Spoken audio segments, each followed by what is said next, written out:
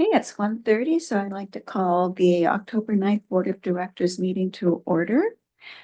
First, we'll do a land acknowledgement. I would like to acknowledge that we're conducting this meeting on the unceded traditional territories of the Shuswap Huipachesset First Nations, and we are grateful for the opportunity to do so.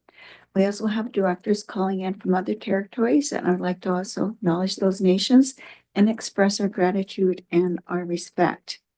A notice to attendees and delegates that this meeting is being recorded and live streamed to YouTube on the Regional District website. And if anyone is watching online, you may please send questions or comments to responses@acrd.bc.ca. Next, we do introductions. Chair Jack is going to be a few minutes late, so I am starting the meeting today and hopefully get the formalities out of the way, and hopefully Chair Jack will be with us shortly.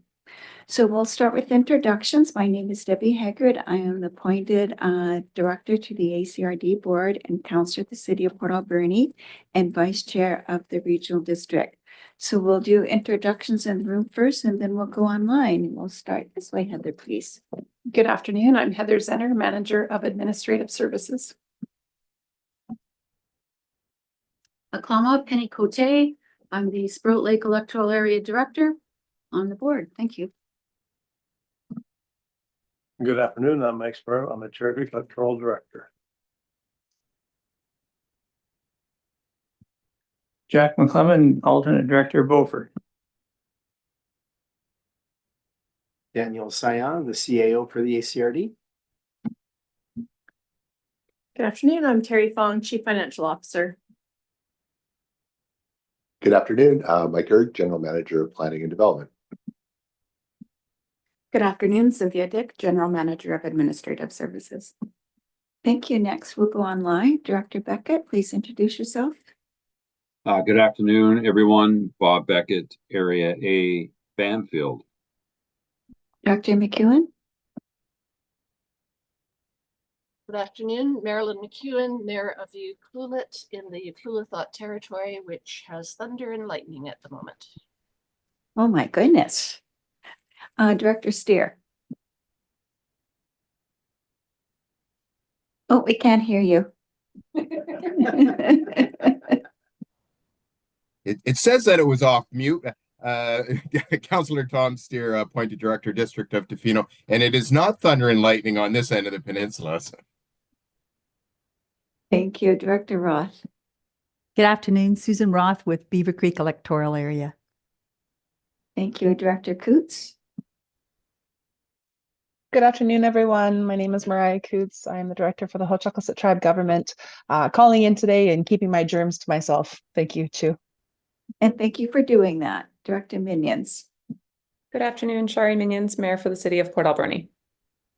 Thank you, Director Mastrangelo. Good afternoon, Lavana Mastrangelo, Director from the Ucluelet First Nation. And you're by yourself today? Baby's taking a nap. Okay, thank you. Next, we have an agenda in front of us. Is there any additions from directors? Seeing none, is there any additions from corporate officer? There's no additions, but I just wanted to mention that I did amend the agenda at the end of the day yesterday to correct a mistake. So the most recent update is on the website. Thank you. Can I get a motion to approve the agenda as presented? Moved by Director Cote, second by Director Sparrow. All in favor? Any opposed? Motion carried. Chair Jack, would you like to take your seat now? Sure. Thank you.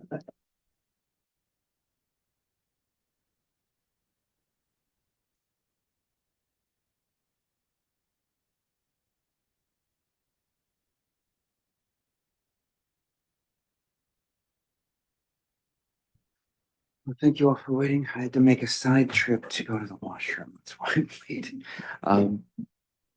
Kel, I'm wondering if you wanted to introduce yourself once you got set up. Oh, yeah, go ahead. Kel Roberts, Alternate Director for Area C, Alberni Clayoquot.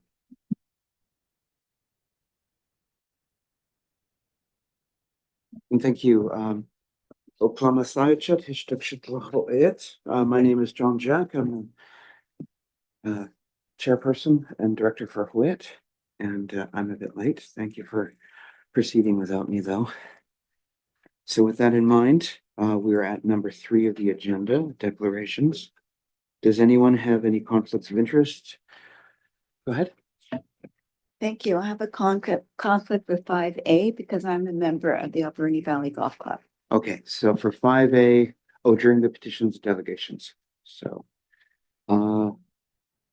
you could remain for the actual presentation, but remove yourself for any decisions that may result as a result of that. Come out of it if possible. Yeah. Are there any other conflicts of interest, apparent conflicts of interest, or gifts exceeding $250 in value? Seeing none beyond that, we can move on to the next item. Item 4, the adoption of minutes. Item 4A is the Board of Directors meeting minutes for September 25th, 2024. Moved by Director Sparrow, seconded by Director Coots. Thank you. Any further comments? Seeing none, all those in favor? All opposed? Motion carried. Thanks. All right, next item is 4B, the Electoral Area Directors Committee meeting for September 24th, 2024. Move adoption. Thank you, Director Sparrow. Seconded by Director Cote. Thank you. Any further comments? Seeing none, all those in favor? Motion carried. Thank you. All right, that brings us to the last item, item C, which is the Alberni Valley and Banfield Services Committee meeting dated September 25th, 2024. Move adoption. Thank you, Director Sparrow. Seconded by. Thank you, Director Coots. Any further comments? Seeing none, all those in favor? Motion carried. Thank you. All right, that brings us to Mr. Ken Sander, President of the Alberni Golf Club, regarding the property tax exemption. Thank you and welcome.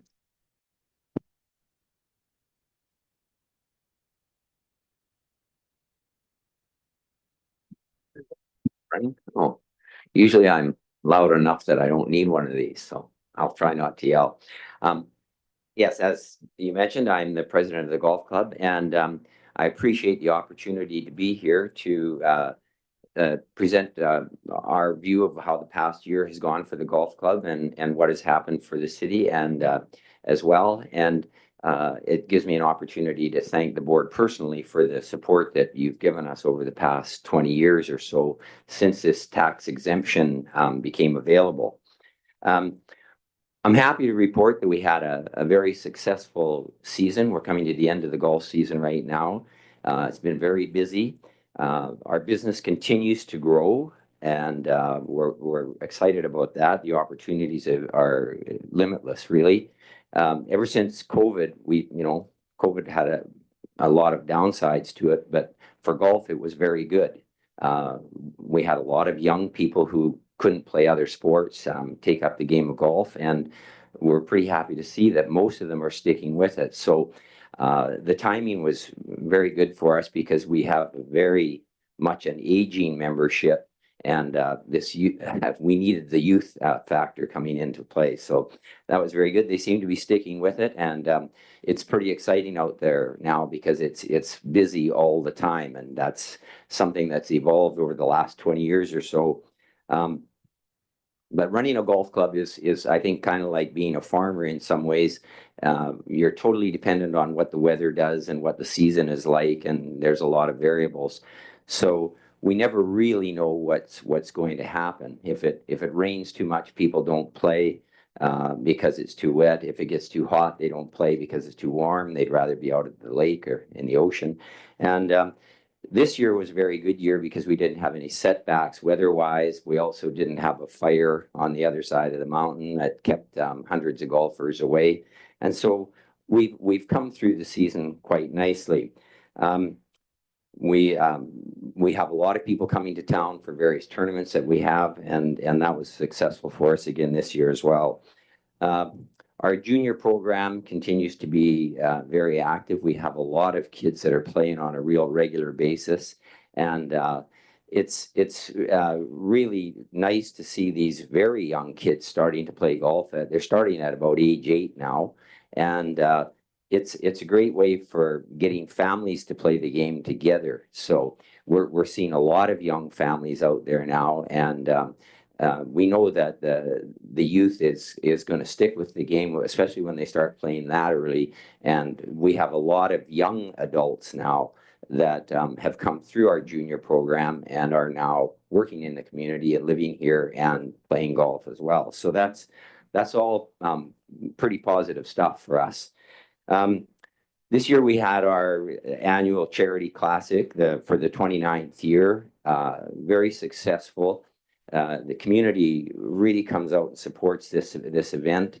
It raises a lot of money for local charities. The tournament raised about $70,000 this year. It all gets put back into community organizations, and I think that puts us at around about the $750,000 mark of money that's been raised at that tournament over the years. So we continue to do that and try to give back to the community that way.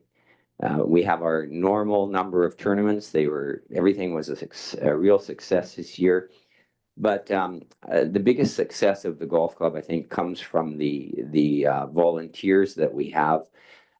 We have no paid management. The board of directors runs the golf course on a volunteer basis. We've done this for a number of years now. Quite frankly, we really can't afford to have a manager. And so one of our directors is kind of like a half-time manager operating the managerial side of things.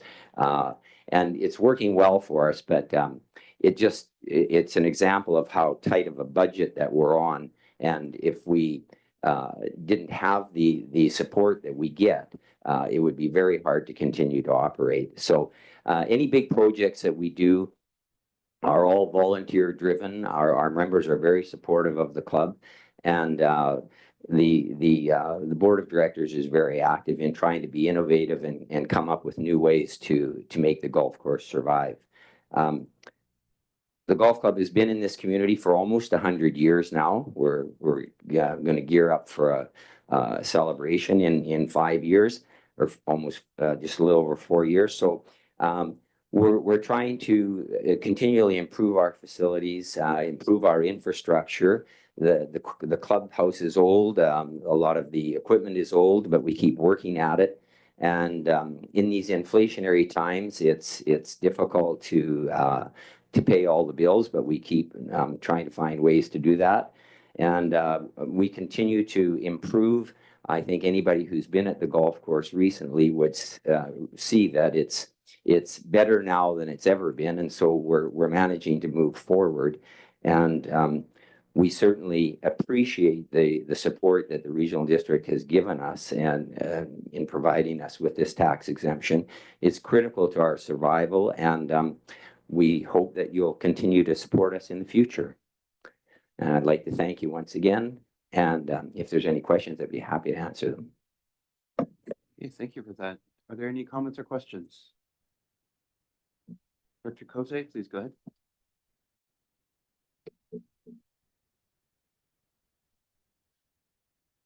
Through the chair, thank you for coming again. It's an annual visit for us to have you come to the board. I think that you do wonderful community work with the youth program, and congratulations on doing success with COVID. I'm sure that a lot of people were looking for opportunities to get out and exercise, and it's great to be having this facility within our community. So I just want to say thank you, and I support you. Thank you. Thank you. Are there any comments? Director Sparrow, go ahead. Thank you. Same for me. You're putting a lot back into the community for what you're doing, so that's good that way. I know a tax exemption is something you want and probably will get, but that's good for what you're doing because you are reinvesting in the community and moving forward, which is what we need in this place. So thank you for that. Any further comments?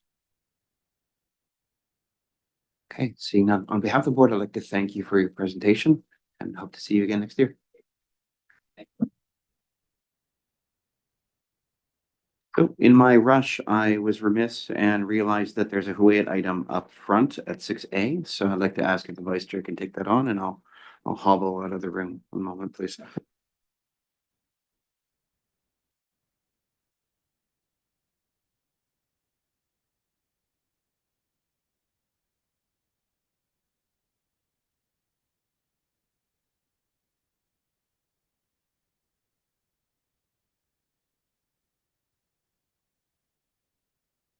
Okay, Chair Jack has now left.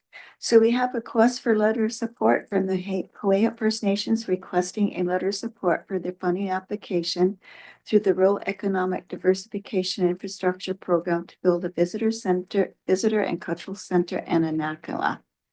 Is there anyone to speak to this, or just pretty straightforward, or? Maybe Bob can speak. We don't have any Okay, more information than what was provided to us. thank you. Director Beckett, did you want to speak? Yeah, thank you, Madam Chair. I did receive a letter from staff at Huayet regarding this proposed project and request for support. I'm completely in support for it. I saw the preliminary drawings for the facility, and it's nothing short of outstanding, because it'll be a center for all to appreciate and enjoy, both culturally as well as economically, promoting Anakla and Bamfield. It's got a meeting room, a store for art and other materials. Yeah, just an amazing initiative, an amazing project. And with that, I would like to make the motion that the ACRD Board of Directors forward a letter to the Huayet First Nation supporting their proposed visitor and cultural center project application through the Rural Economic Diversification and Infrastructure Program. Thank you. Moved by Director Beckett, second by Director Roberts. Any other questions or comments? All in favor of the motion? Any opposed? Motion carried. Thank you. And we'll just wait for Chair Jack to come back and resume the chair position.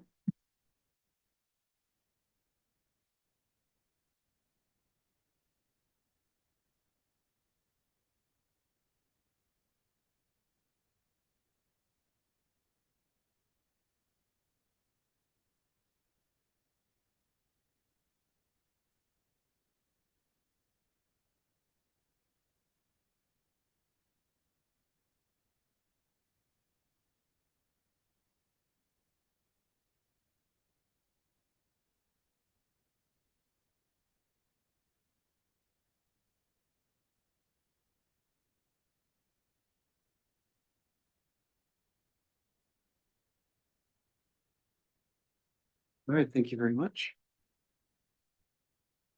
Okay, so that brings us to the next item on the agenda, which is 6B. It is a request for a letter of support from the Tlaoquiat First Nation in regards to the renaming of Mackenzie Beach. Anyone like to speak to this? Or move the motion? Oh, there we go. Director Steer, please go ahead. Yeah, I will make the motion. I just, the District of Tofino has already a letter of support for this. It is one of something that's come across our table, fully supportive. And while I'm here, I'll make the motion that the ACRD Board of Directors send a letter of support to the BC Geographical Names Office Heritage Branch and copy of the Tlaoquiat First Nation highlighting support for the proposal to rename Mackenzie Beach to Tinwis. So moved and seconded by Director Roberts. Well, lots of folks on the West Coast as well. Any further comments? Seeing none. Oh, Director Cote, please go ahead. Thank you. I believe that this is one of our strategic identified objectives, is to work with our First Nation partners and renaming. So this would be in line with what we do. Thank you. Thank you for that. Any further comments? Okay, seeing none. Oh, Dr. McClellan, go ahead. Yeah, just the question is this being done as part of a plan to change names, or is there a specific reason why it needed happening? I guess I just look at the names of the two resorts on there and we change it from one to the other, so just curious. I think this is a result of the conversations between the First Nation itself and the Heritage Branch of the BC, or the BC government. So it might be as a part of the reconciliation agreement that they're currently working on. Hopefully Mariah can correct me if I'm wrong, or Lavana. But there was an event that happened a couple of months ago that Chief Wilfred Coots and I attended. That was relating to this, and I believe it was reconciliation agreement as well as, but I can't remember exactly if it was called something else. So it's probably relating to the work that's being done there as well. May I? Please go ahead, Director Mastrangelo. Definitely. Familiar with the reconciliation agreement. Also, there's a provincial government worker that is dedicated to renaming locations that are culturally significant to First Nations. So I know that provincial government worker has reached out to a number of local First Nations on the island and across BC and identifying specific areas that they feel place names need to be updated, recognized, and in this case changed. So I think it aligns with that provincial goal as well, and that work that's happening at the provincial level. So we'll probably see more of it. Thank you. Thank you. Any further comments? Was that a sufficient answer, Jeff? Yeah. I was curious. Okay. All I saw was the names of the two different resorts, changing from one to the other. Yeah. Any further comments? Seeing none. Okay, all those in favor? All opposed? Okay, motion carried. Thank you. That brings us to item C, which is from the Ucluelet government, requesting a letter of support for their application to the Green and Inclusive Community Buildings Program for the construction of the Youth and Elders Community Center in Hitatsu. Who would be speaking to that? Anybody? Just a letter of support. Yeah, go ahead. Well, here again, we only have the information that was provided to us, but we'll certainly acknowledge that the addition or the creation of community gathering spaces is something that is a high need in a number of communities. And Ucluelet is no exception. I think they clearly articulate the benefit and the need in their letter of request.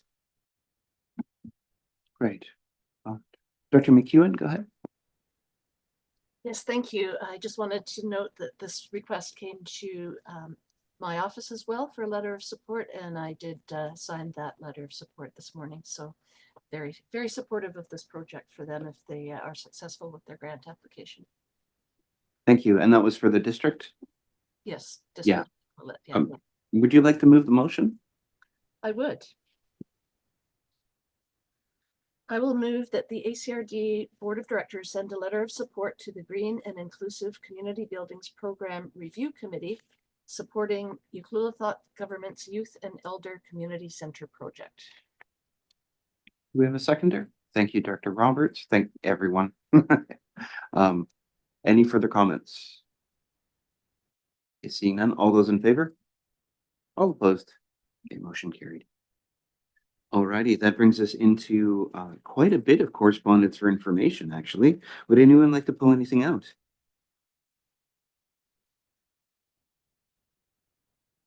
Director Cote? Thank you. Item A, BC Hydro Public EV Charging Program. So I'm just wondering if the regional district or the city would be interested in maybe partnering and having an EV charger located in the parking lot in between our facilities, or I'm not sure if we would be, I think we are able to qualify for this program. And I don't know that really costs a lot for us to put it in, but I know that there's an increasing amount of people that work in these facilities that have EVs, and I think it would be a really good step in the right direction if we're leading the trail with providing these charging stations within our facilities. Thank Maybe you. staff would like to respond. I don't know. Go ahead. If we were to lead this, we'd have to create a service that can actually manage it. So there'd be a step before that. If we're to partner with it, we're a great partner. And so we can certainly reach out to the city and have that discussion at a staff level. So that's something that I can reach out to Mike, but I also see Shari, his camera's on now. So that's all I have to say about that for now. Director Minions, did you want to speak to it? Go ahead. I just wanted to note that we actually already have EV chargers in our city parking lot that we installed a few years ago. But I think if there's an opportunity to add more that could be shared and it makes sense financially, then we'd certainly be open to that. But we're already leading the way. Great. Would anyone like to pull anything else out? Director McClellan, go ahead. Yeah, just noting the letter here, number H, City of Merritt, they're complaining about the fact that people are not paying their taxes. And I know this was a racket a while ago. I thought it had kind of died down. Is that a problem here where we're having homeowners intentionally not pay taxes for 3 years and then pay 1 year and stay in arrears? Do you want to take that? Or give Terry should go. Okay. Thank you. So as a regional district, we are not a tax collecting agency. The surveyor of taxes collects on our behalf. So it might be something that's applicable to our member municipalities, but is not applicable to us as a regional district. Any further comments? Director Cote, go ahead. On a different subject or? Anything you want. Okay, thank you. C, Rural Community Coordination Center of BC, invitation to November 2024 Rural Voices Gathering. So I'd like to offer that to rural directors that might be interested in participating in this. It's I think it's 2 days, to the November 20th and the 27th. So I'd just like to note that I have some concerns at UBCM at this point. There's very little representation on the UBCM for representation from AVICC. The only representative we have is our appointed president. And I believe there's only 2 representatives on UBCM executive also that are electoral area directors. So I think that we're underrepresented this year and that we need to make sure that we're have a voice within the province. Thank you. Thank you for that. I was going to ask your opinion on that specific item as well. So that's good. So I think this is something that maybe can be discussed at the next EA directors meeting to see if there's, because I think we should come up with some resources to make sure that someone from our group can go. All right. I had a few that I felt like I needed to speak to because I'm actually involved in some of this. So for item D, the mayor of Ladysmith recently resigned to take on a position with whatever the Southern Iced Tea is called. And it's a great fit for him and everything like that. However, he was the chair and I was the vice chair. Now I'm the acting chair of the Island Coastal Economic Trust. So this item is engagement with Indigenous communities to talk about basically expanding governance for iced tea to have Indigenous voices that aren't incidental or appointed by the province. And so this isn't something that I put forward. This is something that the board put forward several years ago, actually. So there's that. The other item that is going to happen soon is the Vancouver Island Economic Alliance. And I was recently reminded last week that I agreed to be part of a opening panel at VIEA. So just to let folks know that I think it's the Wednesday and the Thursday, but I'm not sure. I may not be available for the board meeting, I think, because I'll be there.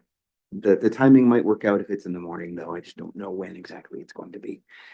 And then lastly, I wanted to, where is it?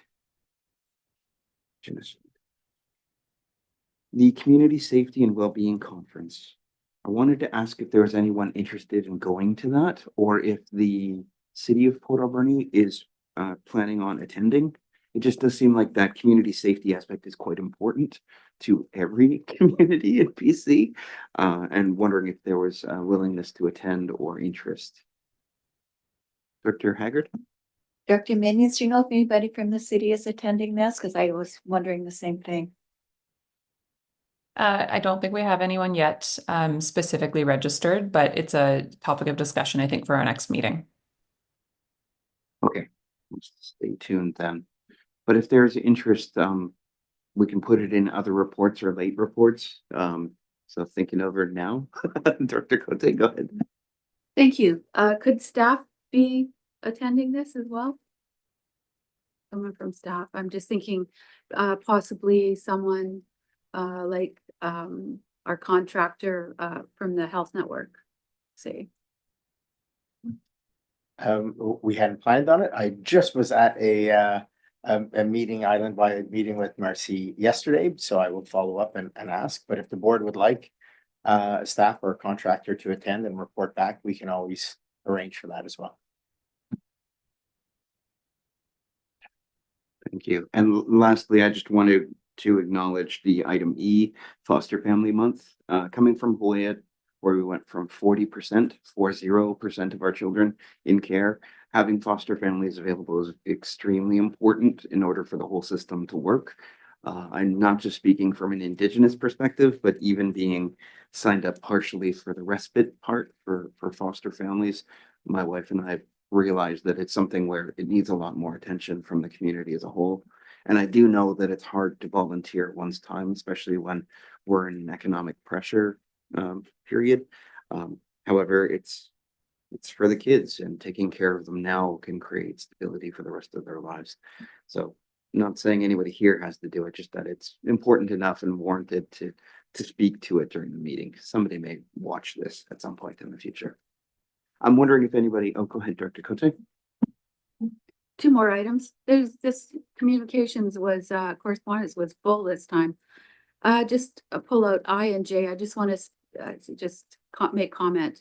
The thank you for support of the Bomber Farewell celebration was very well attended, and the community is very thankful for the opportunity to be supported by the regional district.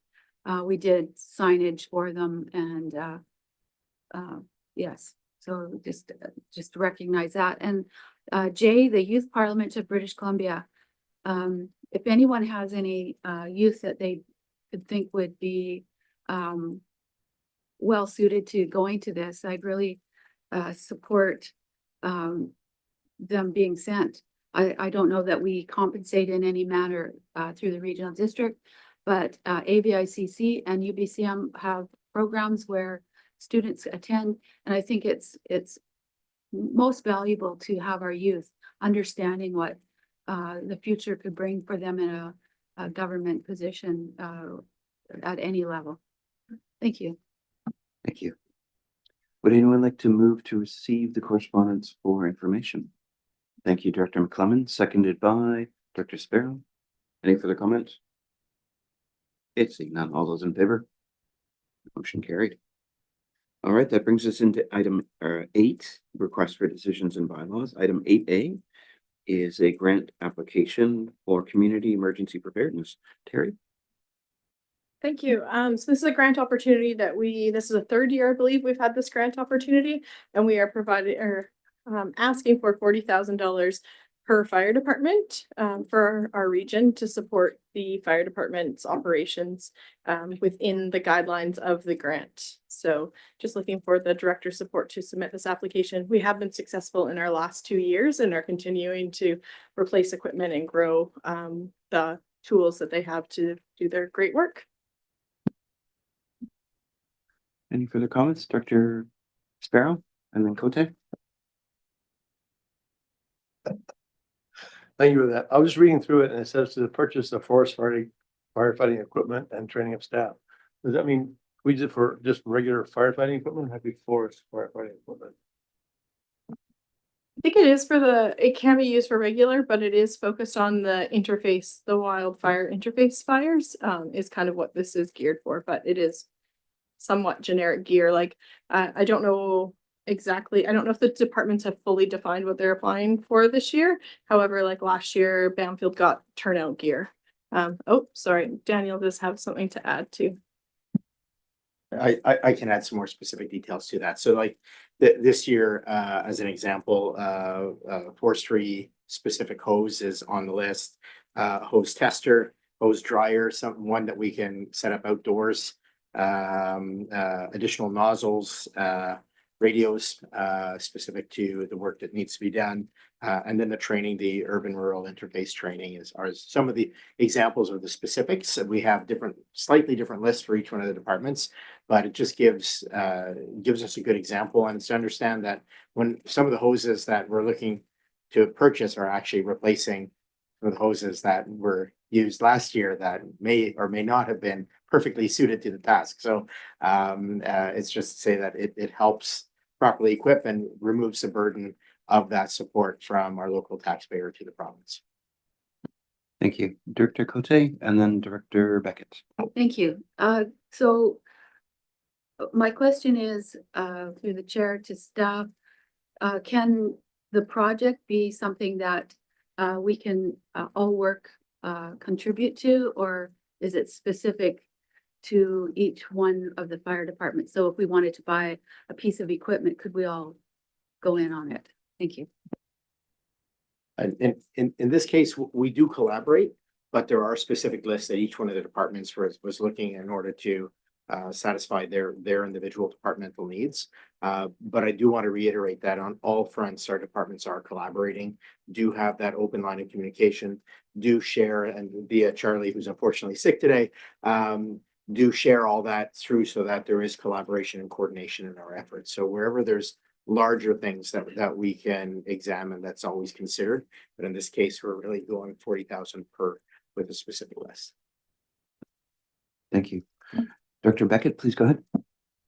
Yes, I'd like to make the motion that the Alberni-Clayoquot Regional District Board of Directors support the application for funding from Community Emergency Preparedness Fund, volunteer and composite fire departments, equipment and training for the purpose of forest fighting equipment and training, and direct staff to provide overall grant management for the project, if successful, for the following departments: Beaver Creek Fire Department, 40,000, Sprout Lake Fire Department, 40,000, Bamfield Fire Department, 40,000.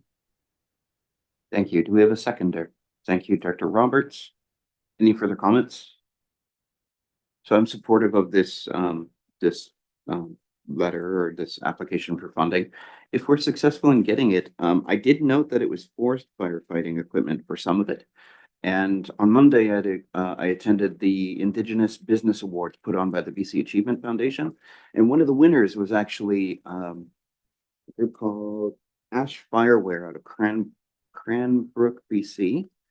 They make women-specific PPE for forest firefighting. So I don't know how many women are in forest firefighting, but it might be beneficial if it fits their bodies better than men's equipment. I don't know what that means. I just know that it exists. So it might be something we can look into from a procurement perspective as well. Director Cote? Thank you. There is a few women on the Sprout Lake Fire Department, and I have heard some conversation around some of the firefighting wear that they have that is specific to women. So it is out there. Thank you. Yeah, it was interesting to me to see that there was like an actual BC Indigenous business doing that. So there must be others out there as well. So I think that makes sense. I did have a question for the firefighter people in the board today. At UBCM, there was a motion that had to do with getting firefighting equipment that was free of some chemical that was like in your body forever and caused cancer. And I'm wondering, are any of these monies going into the purchasing of equipment that we should think on avoiding the bad material? And if that's the case, let's make sure we do it. Daniel? I don't know the specific list of bad materials, but it is something I'll bring up with our staff to make sure. I'm not sure if Mike looks ready. Yeah, please go ahead. I think you're talking about PFSAs, which are in the turnout gear. Well, right now, we found out that the cancer causing agents are actually in the turnout gear you're wearing to go in the building to stop the cancer causing agents.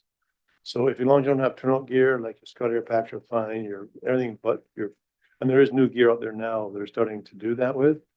But of course, it's more expensive because why wouldn't it be? So, I mean, so yeah, they're moving away from it, but it'll take a while to get through all the old gear. Okay, so it's something to keep in mind for later. Dr. Roberts, anything? Through the chair to Mike, what was the product that you were saying that was causing an issue? I believe it's PFSA. It's inside the turnout gear. Some of the chemicals they use to make it more thermally correct, Okay. but it actually is cancer causing. The use of Kevlar in most of these types of clothing is one of the key factors that keeps it fireproof. And so with the inclusion of this $40,000 for each of the departments, and I'm sure that whoever's doing the purchasing will be looking into that, but it's lighter gear and it's very protective. And also interface, when you talk about interface fire, it's interface is the zone between timber and housing. So it can be used in either way. So, I fully support that as well. Thank you. Okay, thank you. So it sounds like the turnout gear was the most thing and that had already been acquired. So hopefully we can just think about that when the turnout gear comes around for replacement.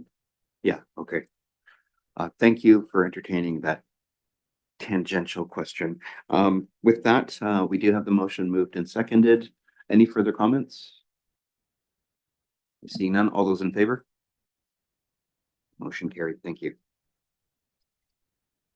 All right, that brings us to item B, which is solid waste management plan update and public engagement plan. Paulo, you're online, right? Yep, there you are. Please go ahead. Thank you, Chair. Good afternoon, everybody.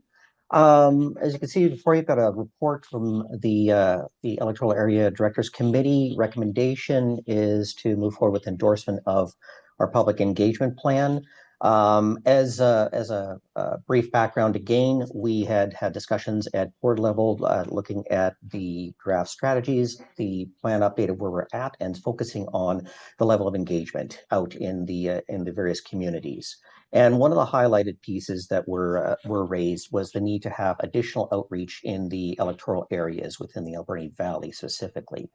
So while there's that agreement that we've heard throughout from the board to focus on diverting waste in our region, the importance of additional outreach was the big takeaway. So with that, we've gone ahead and worked to book several dates for the various rural areas. You'll note that we've got the preliminary list there for Beaver Creek, Beaufort, and Cherry Creek. And as well, haven't had a chance to update it yet, but we've got a confirm, I believe, for Sprout Lake for November 7th as well. Other areas, we've got virtual engagement already planned for Banfield Services Committee. We talked about the Salmon Beach Services Committee as well. And we'll be talking to Banfield Community Affairs also. After that, there's going to be a second phase where it's going to be incorporating all the feedback on the strategies. We've gone out to say, here's what the strategies look like. What do you think? What are those options coming back? You'll see surveys coming out for that as well. And the intent is to go back out with, fully costed out options that'll be working towards fitting the various communities to see how we can effectively measure and increase waste diversion. So that's what we got there. Open to any questions you may have.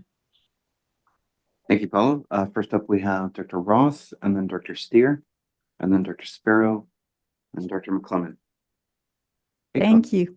Thank you.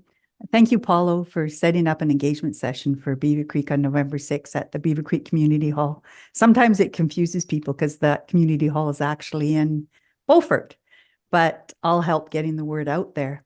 I have a few notes. On page 126 of the agenda package, the report speaks about the ACRD's target in relation to the province's target. The report states that the ACRD's disposal target is 350 kilograms per person per year to the landfill by 2035, which aligns with the province disposal rate target. The province target of 350 kilograms does not have a timeline attached to it. The ACRD's has a 10-year timeline. The ACRD's 350 kilogram target is more aggressive than required and will cost taxpayers more funds than necessary. I'd like to recommend either removing the timeline or modifying it to 20 years, or dropping the disposal target to 450 kilograms per person and working towards a 350 kilogram at some point in the near future. Does the ACRD have numbers in current garbage by electoral area and the city? And it's really important to understand where the garbage is coming from, because I know my contribution is quite small. So I really want to know why it's so large. Is it like per person, per capita? Are the big garbage producers doing all they can now? And are their totals included in the overall number for the ACRD? And could the city's disposal target be increased for commercial areas or restaurants? Also, one last thing. I read a report on the ACRD's Sort and Go page that said not to fill organic carts, more than 50% of the cart, with rotting fruit from trees. The concern was that the heavy carts can accidentally slip off the pickup truck's automated arm into the hopper. This seems like an equipment problem, not a people using the collection system problem. And so maybe it's time to make the trucks larger or the carts smaller. Thank you. Thank you. I'll respond to them as best as I can. Generally, I'll speak to the target, was one of the big pieces that we had out of there. Currently, our target right now is 400 kilograms per capita waste disposal. The goal is to reduce waste disposal as opposed to increase waste disposal. And that's specific to the concept of increasing waste diversion. The more you divert from the landfill, the less will actually be going into that specific landfill. In other words, buried off as waste. That's what that target is for. In discussions with the ministry, with our neighbors, the intent of that is to push for more waste diversion. And with that, you're reducing the amount of waste per capita, which aims for that measurement piece you're looking for in your plan. Every plan that you have has to have a target for what you're going to actually dispose of. And as we're mandated by the province, like all the local governments, how are we going to manage our waste in region? That's where that solid waste management plan comes in. So that's a piece that I do need to flag. We do need to have a target in place there. I would be very concerned about raising the waste per capita target as opposed to going the other way. Or we could keep it the same, maybe. It's possible, yes. But to be clear, with the draft strategies, the way we set up, this is the draft target. We look for feedback coming back from everyone as we go out for the strategies, from the public as well. I would hesitate to make any sort of recommendation on changing the targets here, if I can just make that comment. And yeah, I'm sorry, I'm blanking on the rest of your questions there, Director. Well, is there numbers for each electoral area? Like I just see such small use in my area. I don't know why that's so large. So where's this coming from? Where's the big producers coming from? So going back to that, we do have waste composition data for everything that comes into the various landfills, our West Coast landfill and our AV landfill. And so that captures everything that comes in. We do have good data on basically the city where we see like good 3-stream data. We could see how the material is diverted, what is pulled out of single family homes. But we really need to have good measurables on what's coming out of each of the electoral areas, what's coming out of all of the other communities out there. We know as a lump, the material is coming in because we do track tonnages, but it's the ability to be able to drill down and pull out those different pieces to see, where we can divert the materials. Generally, what we see is there's an amount of organics coming from the waste area in the other regions. We're seeing a lot of recyclables still coming out where there's not the ability to collect under, say, for example, unlike what we have in Beaver Creek. And so that's some of the things to collect. So when you're looking at those numbers, we need the ability to go out and actually collect those numbers. Focused on it. There could be other different ways to do that. And that's where we'd be reaching out to the community to see how to get those those values there, because at the end of the day, the material is still coming in. And that would include a lot of our commercial businesses as well. Thank you. I did read a report, if I can just add to this, that said something in the line of 40% of the garbage that's coming in is organics, food organics, or maybe organics overall, not just food. I just find that number so high. I mean, it just seems unrealistic that a home or a property or 2-family, 4-family home or 4-person home would put that much out there. So I really think we need to work on our numbers anyways. Thank you. Thank you for that. Just to help answer some of that, I actually calculated how many kilograms of waste I generated with 2 kids with diapers. And just on diapers alone, assuming they're half a pound each, it ended up being something like 60 kilograms per month of just diapers. So you add that on to other things, 60 kilograms every 2 weeks of just diapers. So there are people with families who are dealing with diapers probably that end up putting the averages way above what you may be generating, Susan.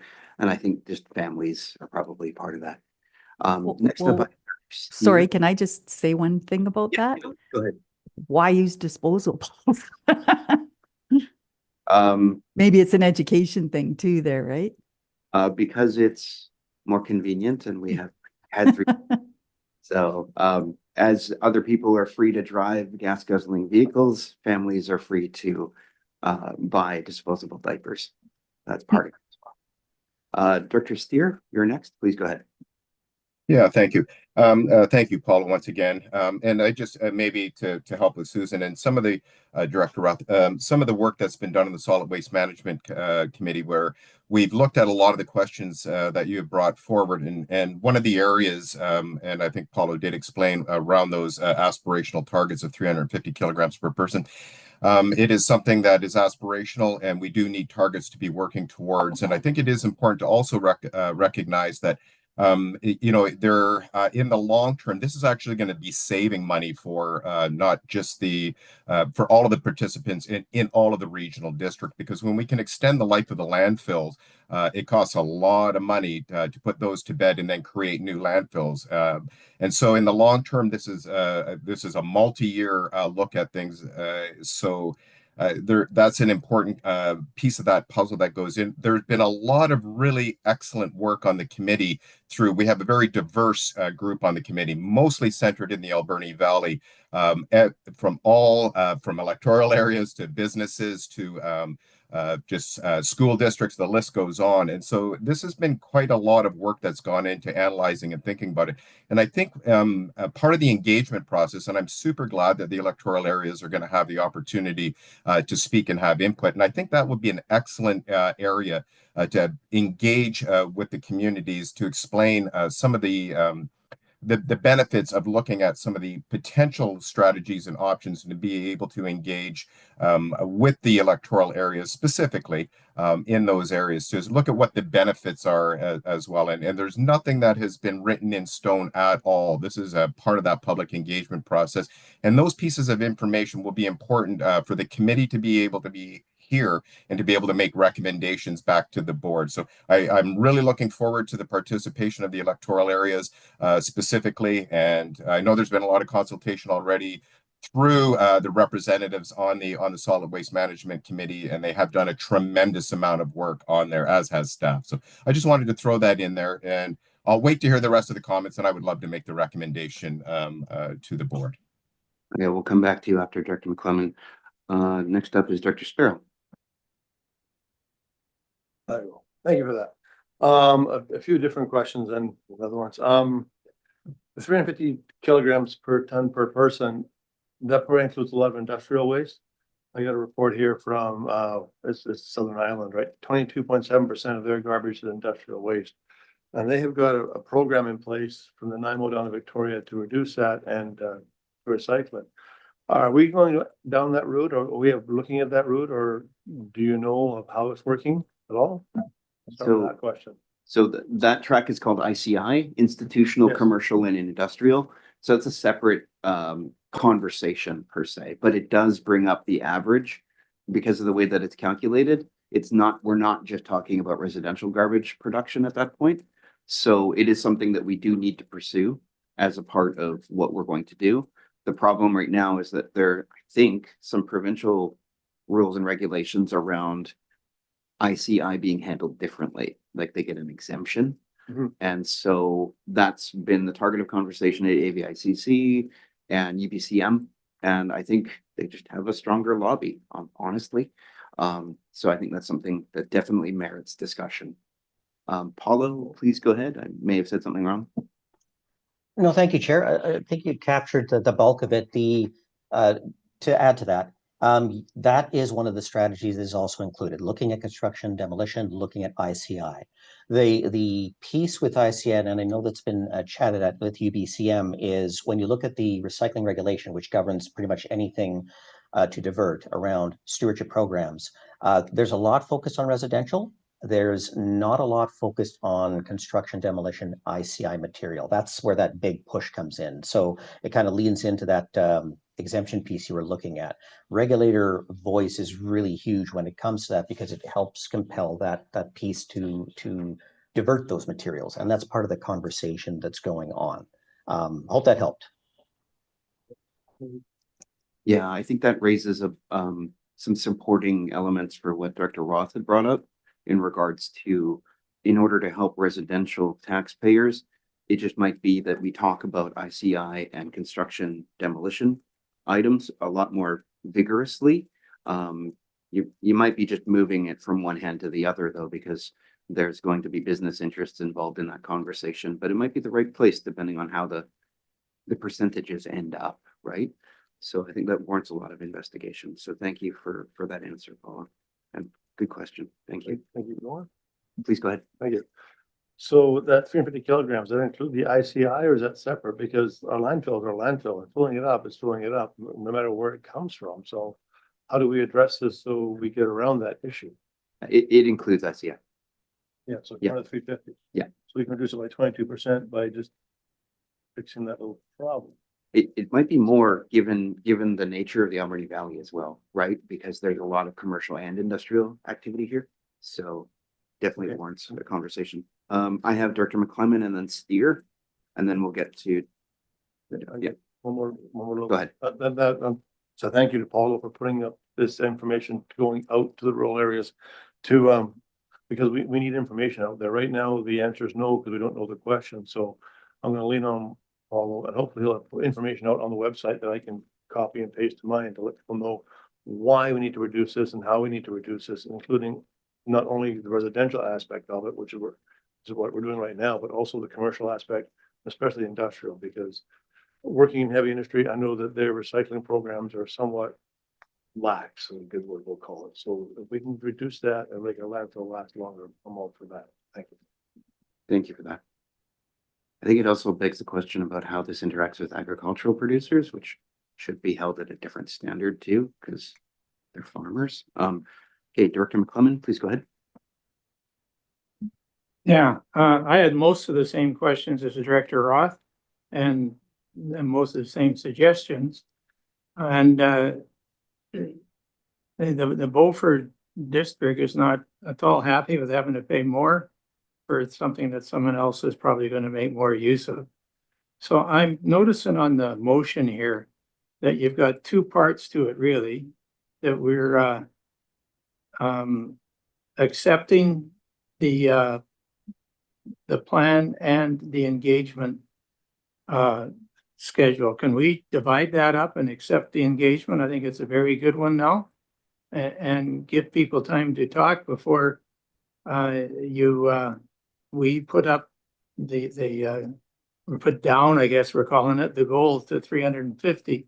I'm not sure exactly what it is now, but if that goal was raised to 400, 450, or extended out in time, because the province hasn't given us a time, it would probably be better. But first question I have is, can this motion be made in two parts? Or maybe delay with the one part until after the consultation? It seems a little early.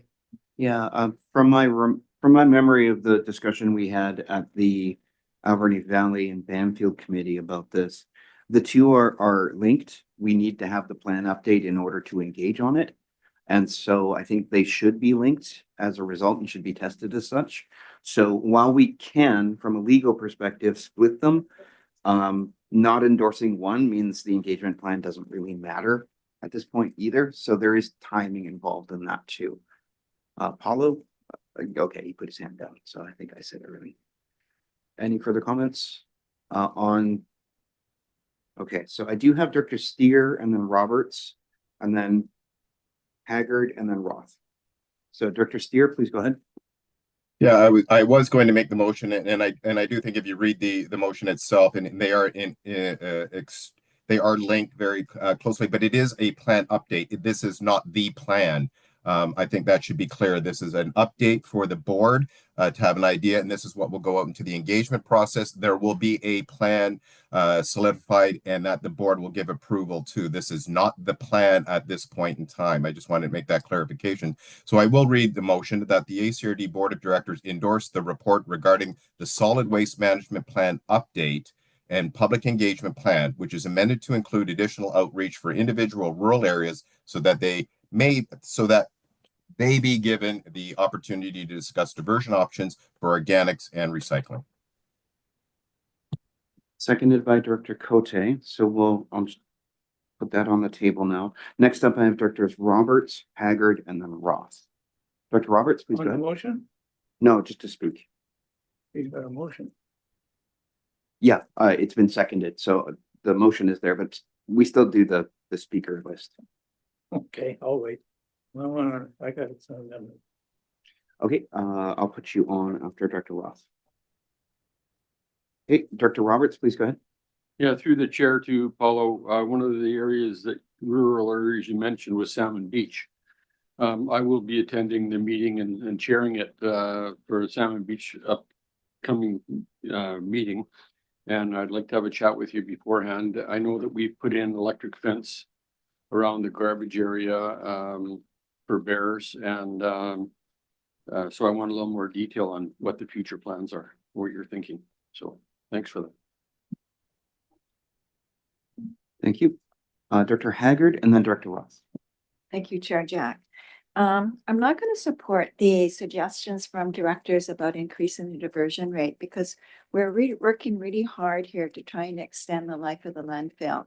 And I hope that directors understand that when that happens, it's going to cost the taxpayers millions of dollars. So it might cost a little bit now, but it's going to cost us a whole lot of money later on. So let's try and defer that later on cost. And there's nothing wrong with being better than the provincial average. Let's try and do better.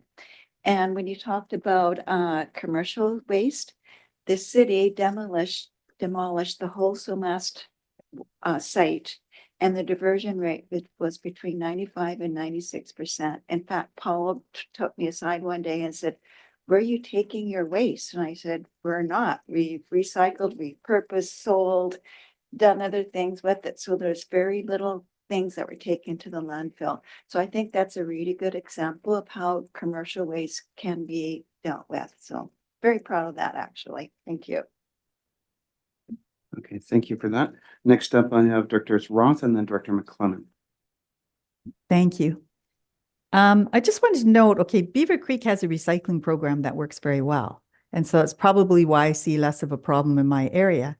So why can't the other areas also have a recycling problem or a recycling program? Like, I'm pretty sure ours is no cost, but I don't know all the details. Is there, something standing in the way? Yep. Okay. Is that specific to any of the directors then? Or to Paulo, perhaps? Or Paulo? Terry had her hand up. You want to start? Just that it is a Recycle BC issue that they will not expand to new areas unless you're doing the 3-stream collection. The only reason why Beaver Creek was able to do it was because we had it in advance of Recycle BC being in existence. So because you had an existing program from back in 2008 when we rolled it out in the city of Port Alberni and Beaver Creek, it was grandfathered in when that conversion happened. Now they don't support the rollout to other areas without it being a 3-stream system. Thank you. Okay, thank you. Okay, was there anything else? Next up, I have Director McClement. Please go ahead. I was already on. Oh, I could have talked all the time. Didn't know it. Okay, first of all, I'd like to have a recorded vote on this one. And I would like to take a crack at moving an amendment to change the 350 to 400. I have a seconder. I'll explain why I think it's a good idea. Is there a seconder? Thank you, Director Roth. Yeah, please continue. Yeah, like you've been saying, and others have made a comment that you feel you need an actual program to take out for advice or for presenting. I think your 350 is a red flag. It's a thing that people, particularly in the rural areas, aren't really interested in it. They don't understand it. I can't even picture, I'm gonna be honest, I can't picture 350 kilograms compared to 450 or 150. But if the staff and people who know what these things are about can get to the people, they may accept the 350, but they may not come out even to the meeting if it's too low. And that's my concern, or one of my concerns, and that's definitely what I heard at the meeting last week. So that's my amendment. Okay, thank you. That's moved. So on the amendment itself, I have Directors Cote, Roth, and then Steer. Director Cote. Thank you. I don't support this amendment because we need a target. And I think that we need a realistic target. And it's 10 years out. So, or it's a ways out there. I think that you need something that is meaningful for a target. And I think that this is what the province is recommending. I think it's giving us lots of time to give the community education, starting with our scheduled community public events that are engagement that's being brought forward from the staff. I think that we'll have a lot of support going forward in the future. I have attended quite a few of the climate action leadership group conversations regarding diversion of organics and garbage and recycling. I think that in 10 years, we'll have a much better system going for our ICIs. I would really like to see some new programs for industry and for residential complexes, because that's one of our areas I think that we need to do some work. I think that the rural areas do a good job. I know that with 50% absentee owners in my area, we don't produce a lot of garbage for the better part of when people aren't living in my area. And I know that there's people that were actually hauling their recyclables and garbage away to another community because that's what they did. Because we did not have this service in the beginning, but people do want it. My problem with my area is that they didn't want the collection curbside, but they do want the service. Thank you. Thank you for that. Next up is Director Roth and then Director Steer. Thank you. I'm wondering, do we have to go through Recycle BC, or could we not do our own recycling program, or perhaps put it out to private business? And I also wanted to note that I tracked my garbage for a year because it's very easy to track. And between two people, it was 65 kilograms for the whole year. So it's not very much. And as far as the organics go, it's less than 2 liters a week because I keep it in the freezer. So we really need to get a handle on the numbers and where it's coming from. It's really important because it's certainly not coming from 2 persons' households. I think I'm pretty normal. I don't think that, I mean, I do my best to not bring things in and to not have things that are useless. But yeah, we got to figure out where this is all coming from and target where it's coming from, not target your average taxpayer. Thank you. Right, thank you for that. Next up, I have Director Steer. Yeah, there's a lot to unpack here, but specific to the amended motion, I won't be supporting that, of course, because the whole purpose of the public engagement is to have input into this conversation. There was a lot of work that went into coming up with this particular update to the plan to be able to be presented forward. This has been well thought out and constructed. This is an opportunity now for public engagement on that, and if there are concerns around that, this is the venue to do. At this point in time, to ask for an amendment on those particular targets, frankly, to be honest, is insulting to the work that has been done by the group to get to this point, to be able to bring it to the public where is the most appropriate place to have that engagement process, to make those kinds of conversations and recommendations, potential recommendations down the road. So I will not be supporting the amendment. And I do want to point out once again, this is a regional conversation. It's not just specific to each participating municipality or electoral area. These are important regional conversations to address a regional management plan for our waste. I'll leave it there. Thank you, Director Steer. Any further comments? Director Sparrow, please go ahead. Thank you for that. So the 350 kilograms is all-inclusive waste from a household. So even though you, the person, may be under the numbers, if you were to get your house modified and the windows and the doors and the siding, the gyprock would put you over before you did anything. So if you did a major renovation, you're probably over your 350 kilogram before you started even measuring your kilograms. So it's an all-inclusive thing, is it not? Yeah, so the math is weird like that because Yeah. it's the same way that you would calculate, say, like equalization payments. It's from income taxes from individuals. It's not from provinces. So we don't track individual households. We track the total and then just divide by the population.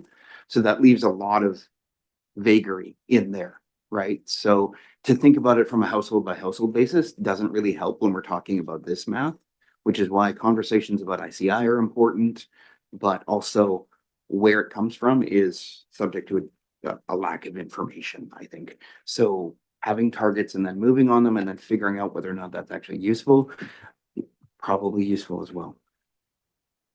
Did you have anything else? Okay. Dr. Roth, please go ahead.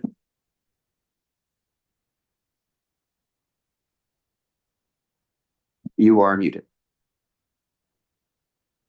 I wanted to say through the chair to Director Steer that it's not insulting to question the disposal target. I think that's our job, is to question everything.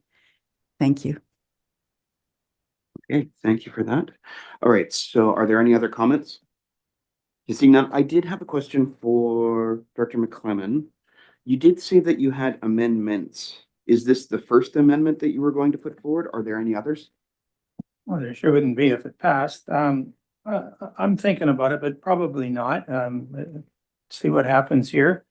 And I wouldn't mind making the same comment as Director Roth. It's not insulting to question, but it's insulting to be called insulting for questioning.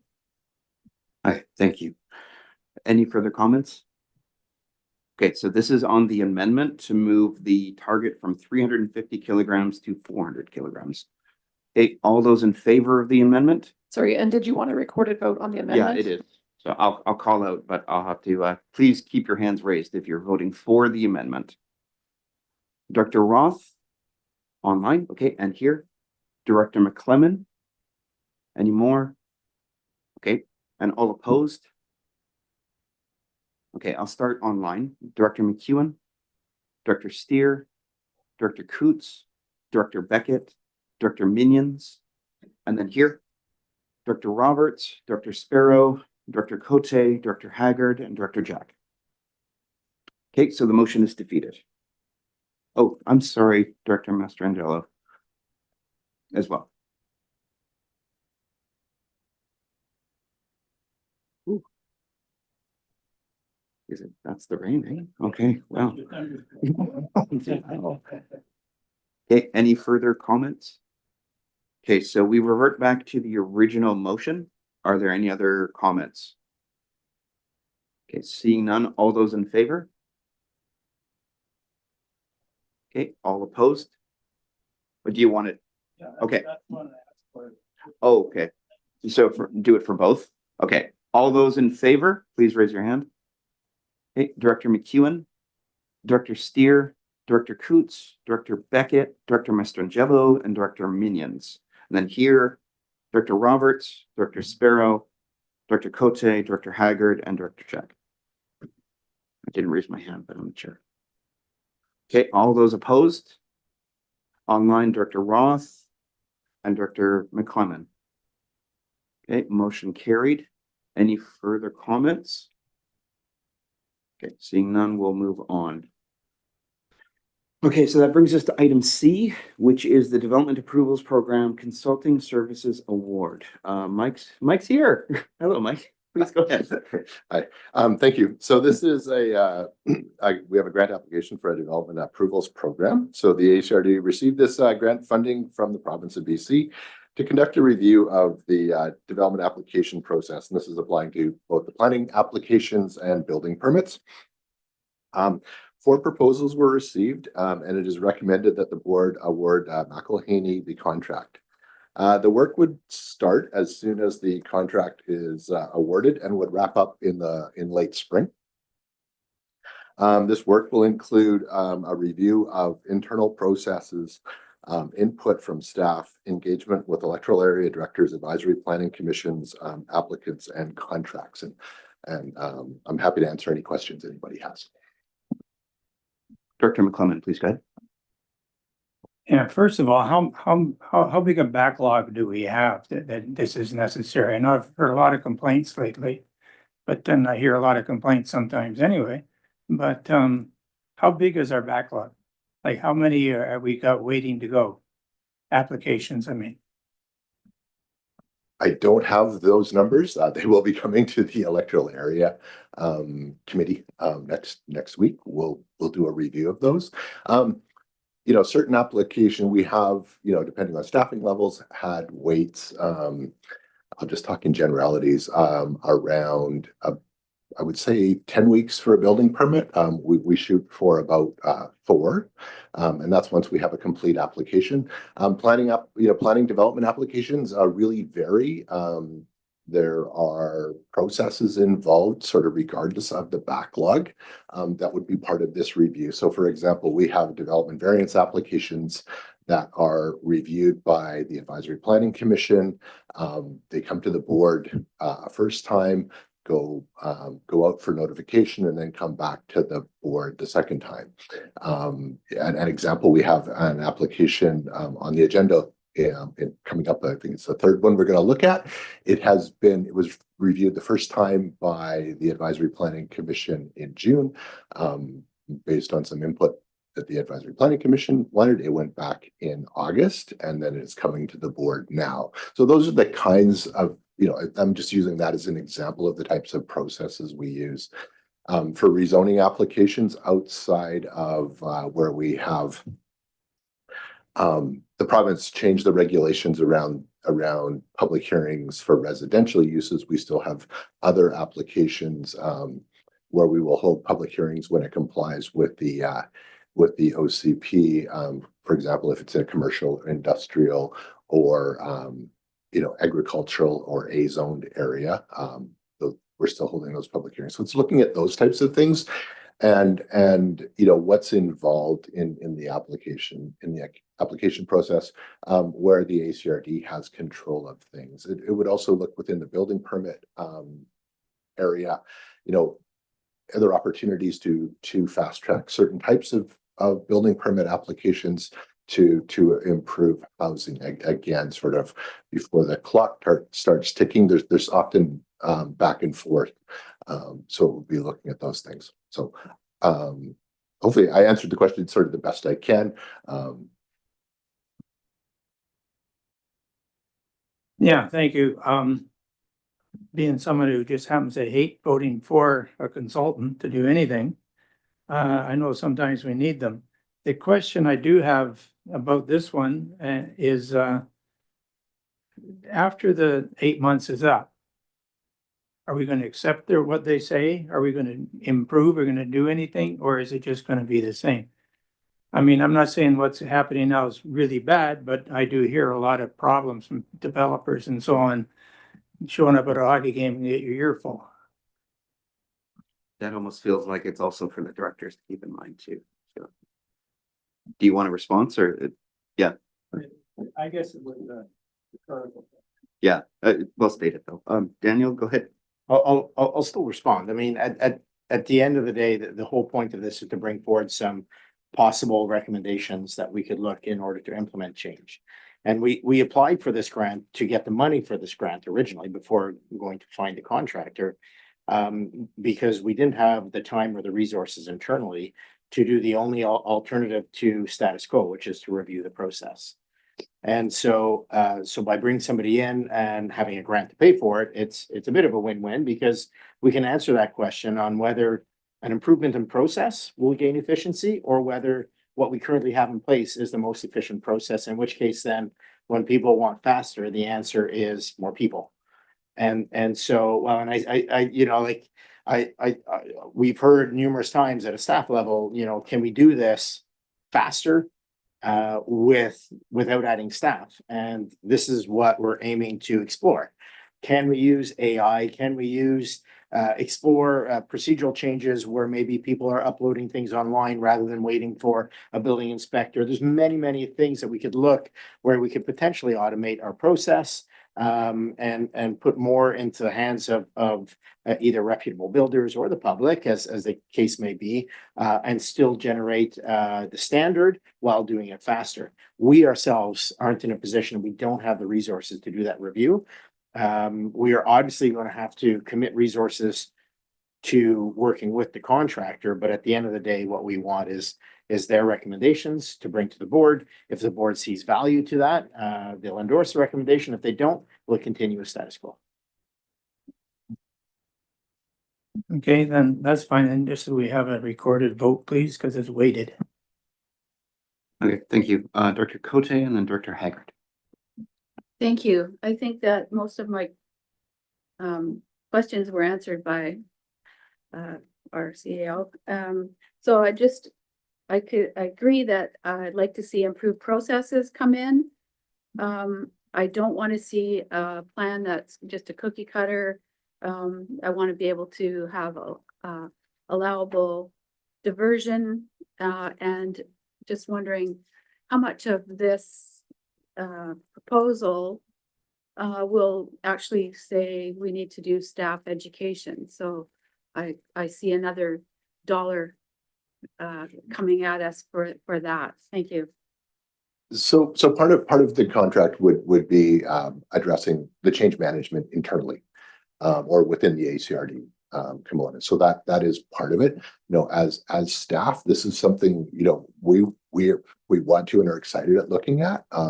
You know, we want to be able to move things forward, you know, as quickly as possible. I think there's, you know, two key components of this is that it's for to improve housing or increase the number of housing. There's certainly a need we have. And also, like, especially within the construction industry, it is a big part of the economy and just keeping that moving. And you know what, I certainly recognize that. We recognize that, you know, here in the office, and want to, if there's ways that we can improve and do things better, you know, that's something we want to do. Go ahead. Thank you. So I do see this as an investment in our staff. I know that it's frustrating when you're in a job that you can't move forward. So anything that we can benefit our staff going forward, I think is beneficial to us all. Thanks. Thank you. Dr. Haggard. Thank you, Mr. Chair. I think our planning department does a really fantastic job, but I think it's always good to do those reviews to see if there's any processes that we can streamline or if there's ways that we can do things differently or do things better. And I'm very pleased to see that we have a department that's very willing to work with the consultant and do this review. If I may, could I make the motion? Yeah, I only had myself as making a question. They can wait till after the motion. So go ahead. Thank you. I'd like to move that ACRD Board of Directors award the Development Approvals Program contract to McElhaney Limited for an 8-month term in the amount of $132,624 excluding GST, and authorize the CEO to negotiate and execute the contract on behalf of the ACRD. Thank you. Seconded by Director Roberts. Any further comments? Okay, so the question I had were, for these purposes, are there funds that we can apply to help pay for this, or has that already been done? Oh, it's already been done. Sorry, I just wasn't sure if I heard you right. Yeah. Okay, any further comments? Dr. Roberts, go ahead. So I see that it's $132,000 that goes to McElhenney out of 150,000. Is the rest of the money available for staff? So the we'll follow the terms of the grant wherever there's additional expenses. I'd have to double check. I don't think we can offset staff costs, but there's often incidentals or maybe various areas that we might want to pilot or whatnot that could still be used. We usually do a pretty good job of using up the funds and finding where to maximize the benefit of that grant. But in a worst case scenario, if we don't spend it all, then yes, it's given, the difference is given back. Thank you. And, you know, I appreciate the fact that the regional district is going to an outside agency of professionals to do a review and come up with the kind of conclusions that we need to be more efficient and effective in this process. Thank you. All right, thank you for that. Dr. Mastrangelo, please go ahead.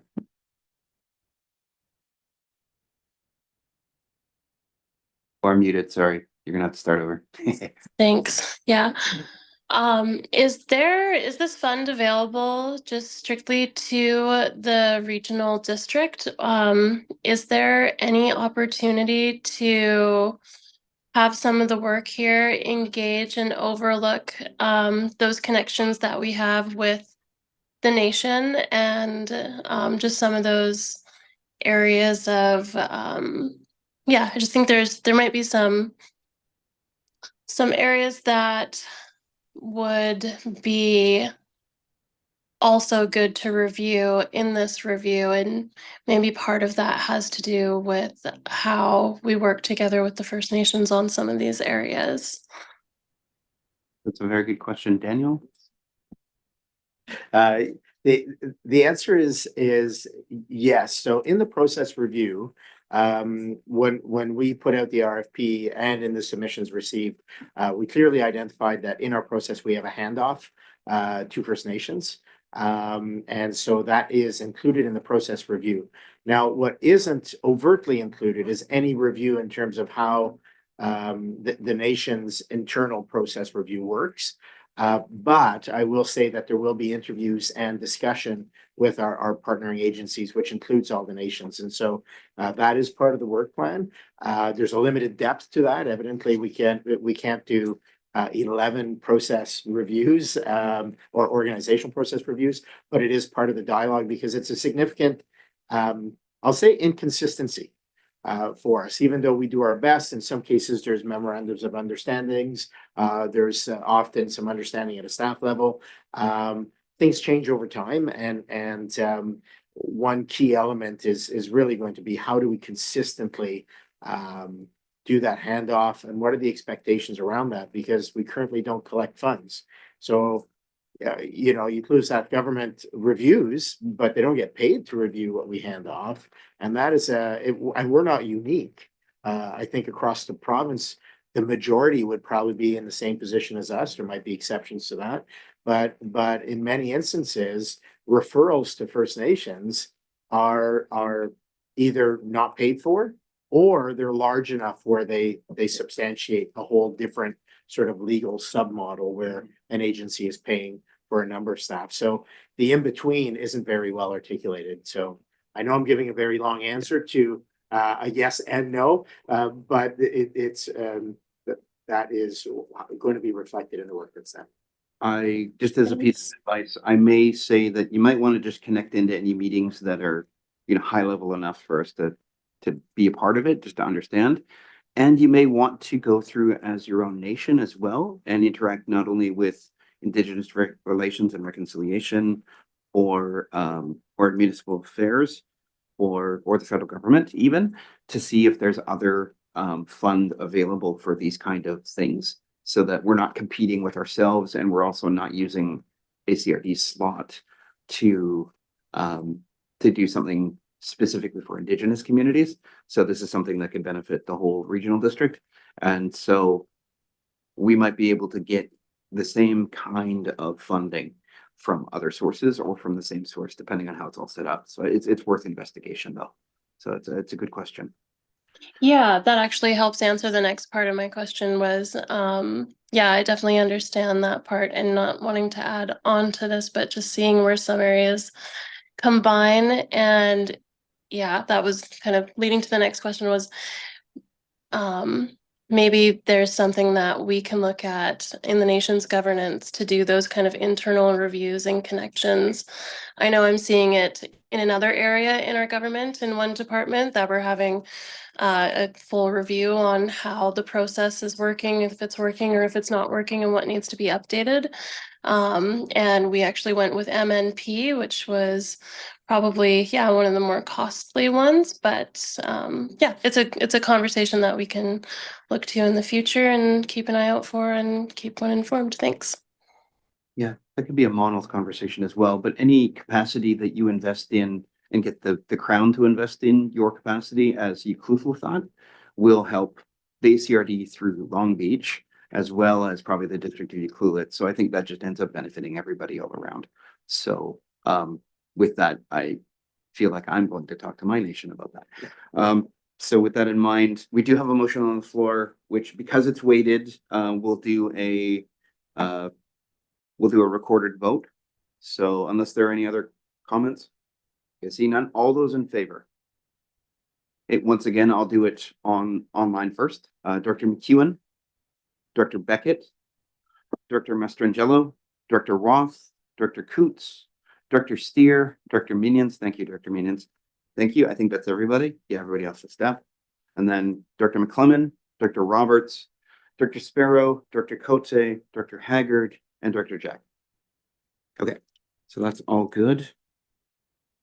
Is that a process we just want to adopt for now? Just at any time it's weighted, it's just recorded just so that we're aware? I think so. I think so. Just do it in general. Okay, so that brings us into planning matters. We only have a couple of items for planning matters and they're both Sprout Lake. So if Director Cote's game, we can power through it if that's okay. Okay. I was thinking of calling it break, but it's only 3 o'clock. I'll check in at 3:30 again. Okay, so that brings us to item A. Mike, did you want to take that, please? Yes, thank you. So this is a rezoning application for a campground property on Two Rivers Arm in the Sprout Lake area. A public hearing was held on September 26th. And this is for rezoning to allow 5 additional campsites at the property for a total of 55 campsites from the current 50 permitted now, and to reduce the minimum lot size on the other side or other component of this property to 1 hectare to allow a potential subdivision for recreational cabins on that section outside the campground. No members of the public attended the public hearing, and there was no correspondence received regarding this public hearing. It's recommended that the board proceed with second and third reading, and I'm happy to answer any questions.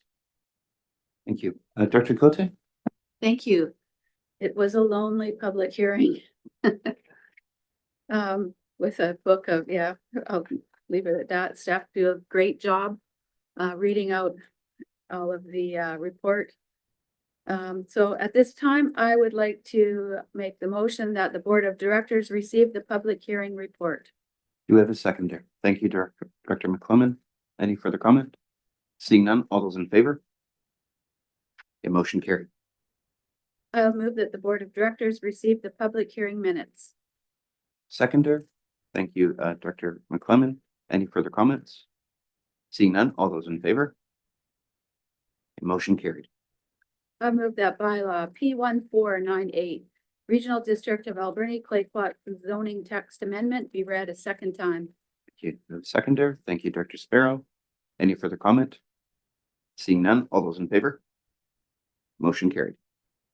I'll move that bylaw P1498, Regional District of Alberni Clayoquot zoning text amendment be read a third time. Thank you, seconded by Director Sparrow. Any further comment? Seeing none, all those in favor? Motion carried. Move that bylaw P1499, Regional District of Alberni Clayoquot zoning atlas amendment be read a second time. seconded by Director Sparrow. Further comment? Seeing none, all those in favor? Motion carried. I move that bylaw P1499, Regional District of Alberni Clayoquot Zoning Outlets Amendment be read a third time. Seconded by Director Roberts. Comment? Seeing none, all those in favor? Motion carried. Thank you. All right, that brings us into 9.1B, another Sprout Lake item regarding a public hearing report. Please go ahead. Thank you.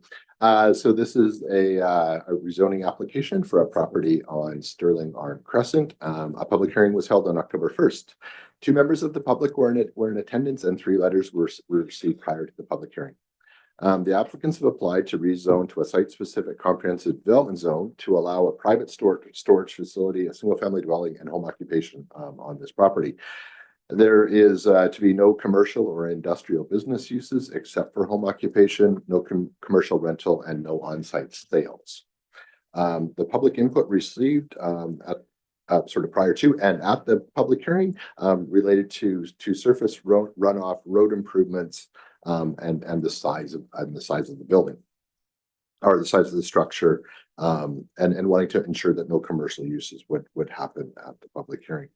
I would note, it was noted at the public hearing that the drainage aspects would be dealt with at the building permit stage because of the size of the proposed building or what would be allowed there. Both architectural and engineering oversight is required. So this is sort of over and above what is normally required in a residential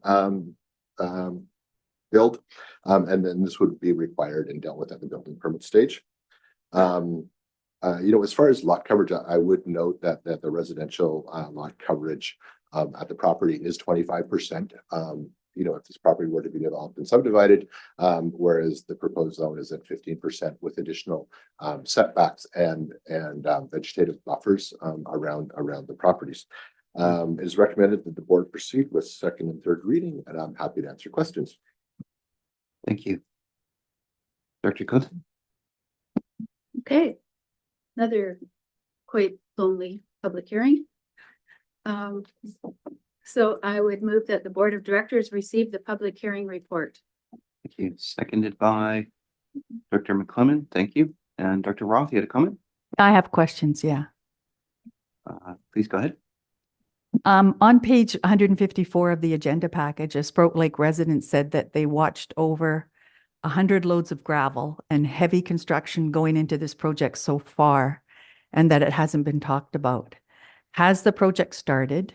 And what are the rules and regulations around building roads and or starting a project before a permit has been issued?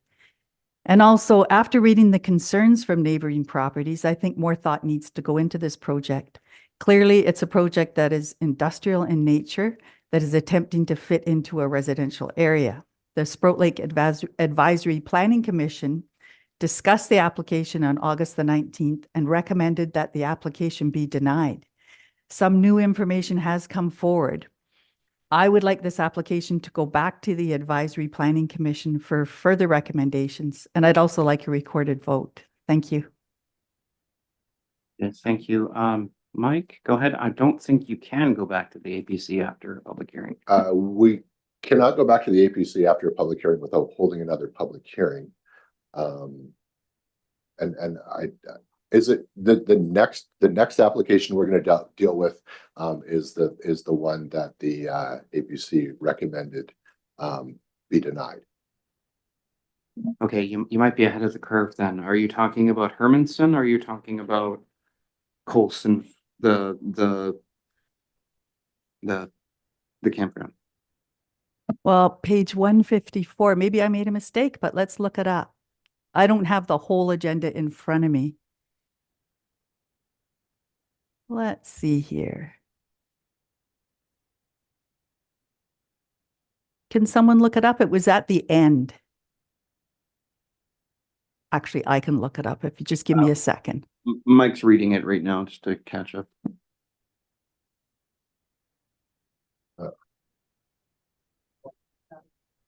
At the bottom of page 154. It might be on the next page. On page 154, there was discussion about the gravel, 100 loads of gravel and heavy construction that has gone into the project. And I certainly can answer that question. So that there has been site prep on the property. There was no building permit, and there was no building permit required for road clearing or bringing gravel in this case, or it's soil onto the property to create a base. There's no building construction has started other than, and the base has been set. So that part does not need a building permit to answer that question. And then the part about the Sprout Lake Advisory Planning Commission, it would be further down. Yeah, at the very bottom of page 154. The question. No, I'm thinking like pages afterwards. It was part of the report by staff. So on page, sorry, I'm just flipping through my agenda really quickly here. Yeah. Apologies, I only skimmed this, so I would like to help, but I It don't went think I can. twice. The first time the APC sent it back and the proponent adjusted and answered questions and came back, which is why historically the original was a no and a sent back, but the proponent has come back since, and it's gone back since. And since going back, it's now also had a public hearing. So in our view, the issues that were originally identified have been addressed, and thus it's coming forward for consideration. So just for clarification on my part, so then it's true that the Sprout Lake Advisory Planning Commission discussed the application on August the 19th and recommended that it be denied? Is that true? And that new information has come forward?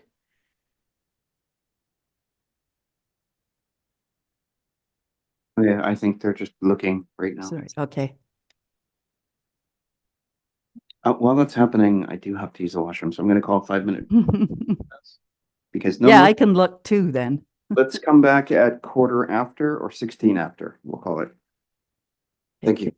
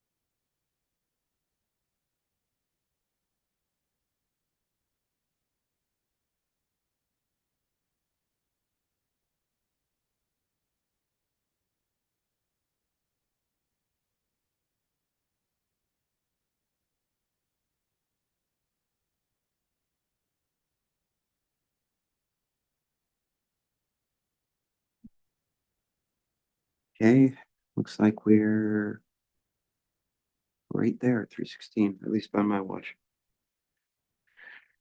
Okay, so do we have an answer for the question? Okay, Mike, please go ahead.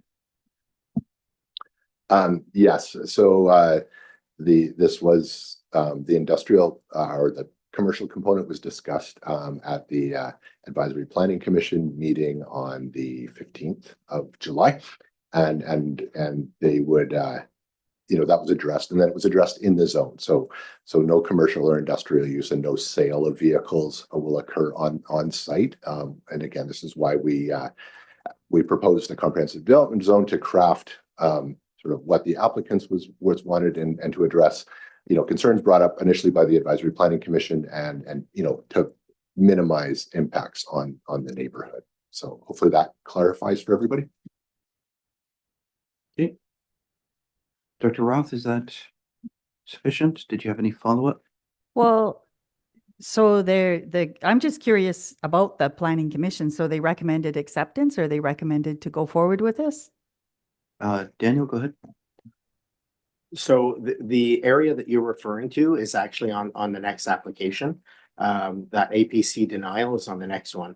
On this one, the APC had questions that they wanted resolved, so they deferred and then came back with those issues resolved.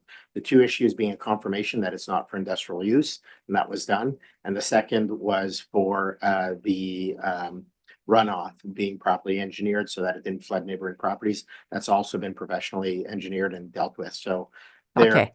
So that's all been addressed. Okay, thank you. So, Dr. Roth, just a request, in the interest of time, could we, since this is not the one that has the APC question, could we not do recorded votes for these ones and maybe do it for the next item? Oh, sure. That's fine. Okay. Yeah, it was partly my fault because I think I did read ahead. It leads Thank you. So, I mean, I apologize. I only skimmed this because I don't get a vote. So I probably would have been convinced otherwise had somebody not went back and voted. So Thank you. Okay, so with that in mind, the first motion for the public hearing report has been moved and seconded because I drew a circle. Could I have all those in favor of the hearing report? Okay, motion carried. Thank you. Please go ahead. Thank you. I move that the Board of Directors receive the public hearing minutes. Seconded by Director Sparrow. Thank you. Any further comments? Seeing none, all those in favor? Motion carried. Thank you. Thank you. I'd move that bylaw P1506 Broad Lake Official Community Plan Amendment Bylaw be read a second time. Seconded by everyone. I'll say Director Roberts. Any further comments? All those in favor? The motion carried. Thank you. I'd move that bylaw P1506 Broad Lake Official Community Plan Amendment Bylaw be read a third time. Thank you. Seconded by Director Sparrow. Comments? Seeing none, all those in favor? Motion carried. I'd move that bylaw P1507 Regional District of Alberni Clayoquot Zoning Text Amendment Bylaw be read a second time. Thank you. Seconded by Director Roberts. Any further comments? Seeing none, all those in favor? The motion carried. I'd move that bylaw P1507 Regional District of Alberni Clayoquot Zoning Text Amendment Bylaw be read a third time. Thank you. Seconded by Director Sparrow. Thank you. Comments? No. All those in favor? Motion carried. I'd move that bylaw P1508 Regional District of Alberni Clayoquot Zoning Atlas Amendment Bylaw be read a second time. Thank you. Seconder. Thank you, Director McClellan. Any further comments? Seeing none, all those in favor? Motion carried. And finally, I'd move that bylaw P1508 Regional District of Alberni Clayoquot Zoning Atlas Amendment Bylaw be read a third time. Thank you. Seconded by Director Roberts. Comments? Seeing none, all those in favor? Motion carried. Thank you. Okay, so that brings us into item C. So this is the Hermanson one. Mike, please go ahead. Thank you. So this is a development variance application for a property at 8682 Sterling Arm Drive. And I'll just give a little bit of background to this one. The applicants have applied for a development permit to legalize the encroachment of a retaining wall and steps from a number of setbacks, from the lake setback, the water setback, the front yard setback, and side yard setbacks. On the west side, there is an encroachment onto the Ministry of Transportation road right of way. I will note that the Ministry of Transportation has issued a permit to allow the encroachment onto that road right of way. A development permit was originally issued in 2020, and construction that was completed did not comply with what was issued in the development permit. It went beyond that.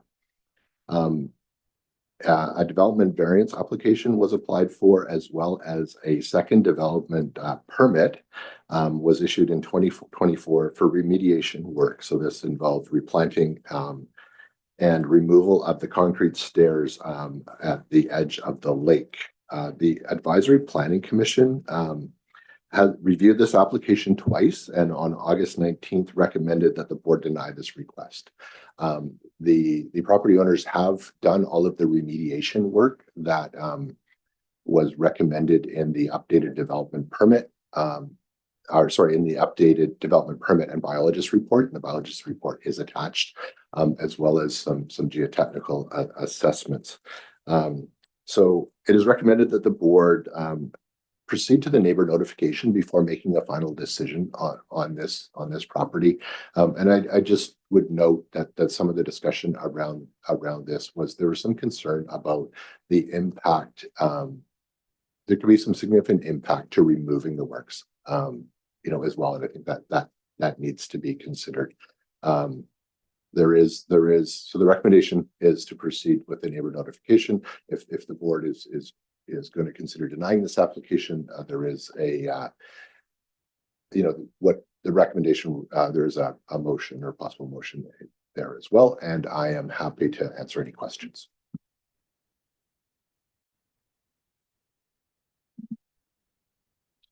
Okay, thank you. At this time, with all of the questions that came from the APC and the remediation work that has been completed, I'm accepting now that the board should accept. I'll make the motion that the ACRD Board of Directors consider issuing development permit DVD 24004, subject to neighboring properties being notified as per the Local Government Act. Thank you. Is there a seconder? Thank you, Director Roberts. So just to confirm, Mike, this means that there's a whole process after to make the decision? Yes, that's correct. So neighbors within 100 meters would be notified, and then it would come back to the board for a final decision before any variance could be issued. Okay, so Director Cote, you're taking the time to hear. Okay. Did you have any other comment? Just that they did remediation work, and that was recommended by the APC. Also recognizing that we wanted a report on if further remediation work was done, how that would impact the environment. So I'm not sure if we have that or not, but I do know that they did a bunch of the work that was expected. So thank you. And I had one question just for clarity. When we're talking about the edge of the lake, is that like the top of like it's not the same as the ocean, right? It's not tidal, but like, is there a certain area where the edge of the lake is specifically? Yeah, there is a natural boundary that's defined and measured to it. So it's the natural boundary, not the high water mark. So I mean, this works is close, and when the water gets high, it comes right up to the works that are there. Okay, I will not mention the weir. That will waste time. Okay. All right, thank you. Any further comments? Seeing none, all those in favor? All opposed? A motion carried. Thank you. And thank you for once again taking my tangential question. That brings us into reports 10.1 or area reports. First up is Area A, Bamfield. Director Beckett. Thank you, Mr. Chair. I have three things to report on. The ongoing and upcoming sewer project. We have, there'll be advanced voting, and the Final voting will take place on November 16th. And I'm grateful for the public consultation, for the community coming together to have this dialogue. And special thanks, as always, to Jenny and staff for facilitating this important subject matter. Number two, and I know that Chair Jack, you've mentioned this in the past, the Huu-ay-aht Framework Plan, which is a long-term vision to guide physical change and development over a 20 to 30-year period. These consulting processes are going on within our community, and I'm grateful for the opportunity for our community and our residents to be able to have this dialogue, and for the Huu-ay-aht Nation to share their vision with our community. And finally, tourist season was not only what I consider highly successful, but the season has certainly been extended. Well, it started earlier and it's been extended due in part to the Banfield Road improvements and the good weather. And that is my report, Mr. Chair. Thank you. It was almost until just like last week, the weather was amazing. I would note that the framework plan online sessions have been very successful, and we've had quite a few Banfield residents and owners attend. So the engagement is going really well. So I'm really thankful for the help that the ACRD and you have brought to making sure that everyone's aware and making sense. Okay, that brings us to electoral area B, Beaufort. Dr. McClement. Yeah, thank you. Beaufort and the Beaver Creek Regional District held another successful town hall. There's just over 100 people there, and a lot of the regulars couldn't make it, so it was a very good turnout, I thought. And they had a lot of concerns, of course, about the potential cost of the aquatic center, and a lot of comment about the three-stream collection that they had turned down before and wondering why they're being asked again.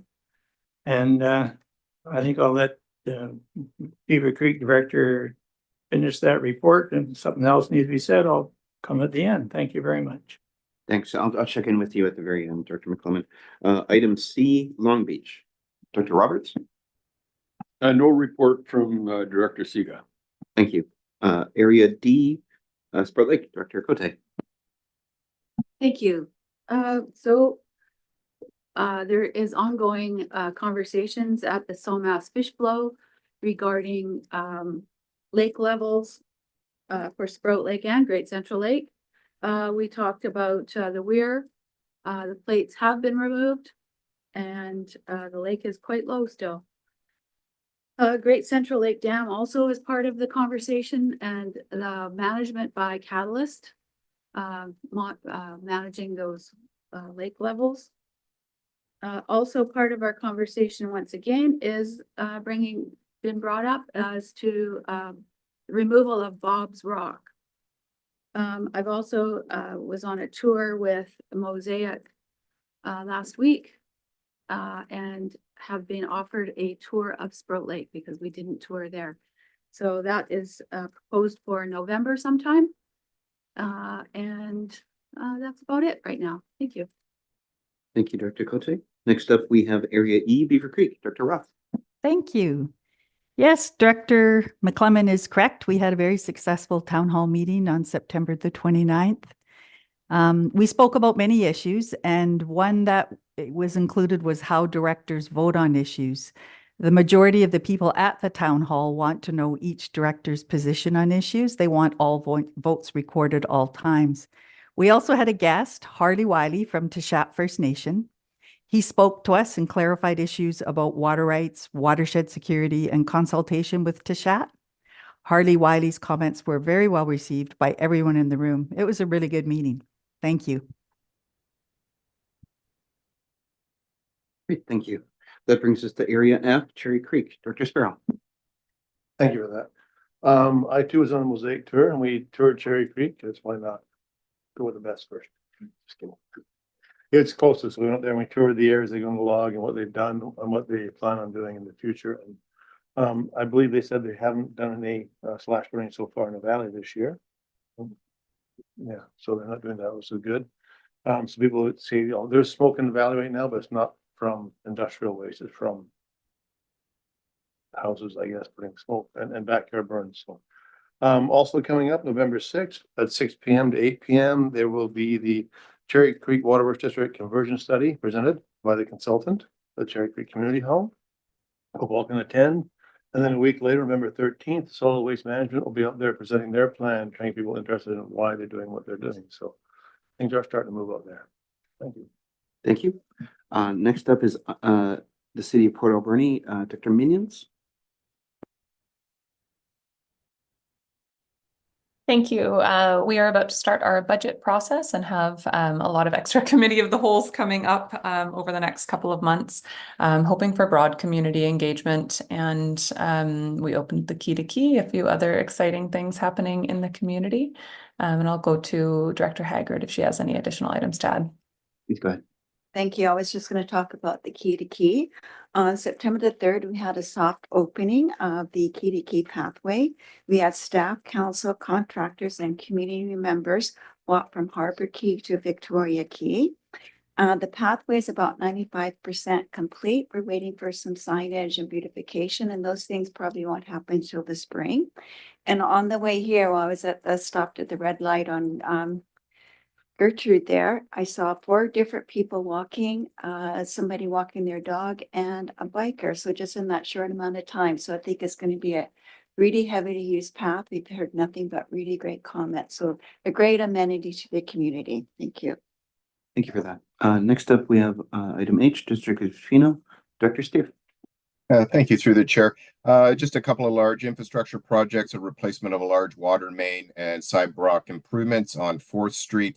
And at the same time, there's a major work on our ball fields in conjunction with SD 70. So it's a reconstruction and reconfiguration. We had a new daycare that's been built on those SD 70 lands. And so this was an opportune time to do the work there on that. And that's about it. Once again, yeah, budget process starting up and successful UBCM and the work that we were able to accomplish at our ministerial meetings. Thank you for that. Next up is District of Ucluelet, Dr. McClellan. Thank you.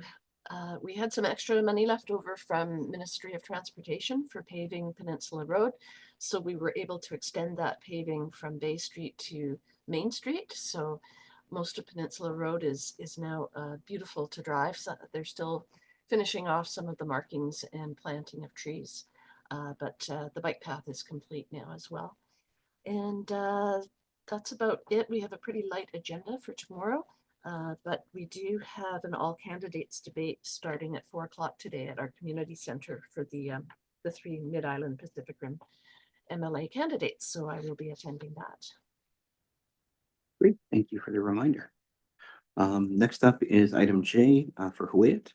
So I'll provide an update. Oh, I'm getting a call from Sonny, so I'm gonna have I'm sorry.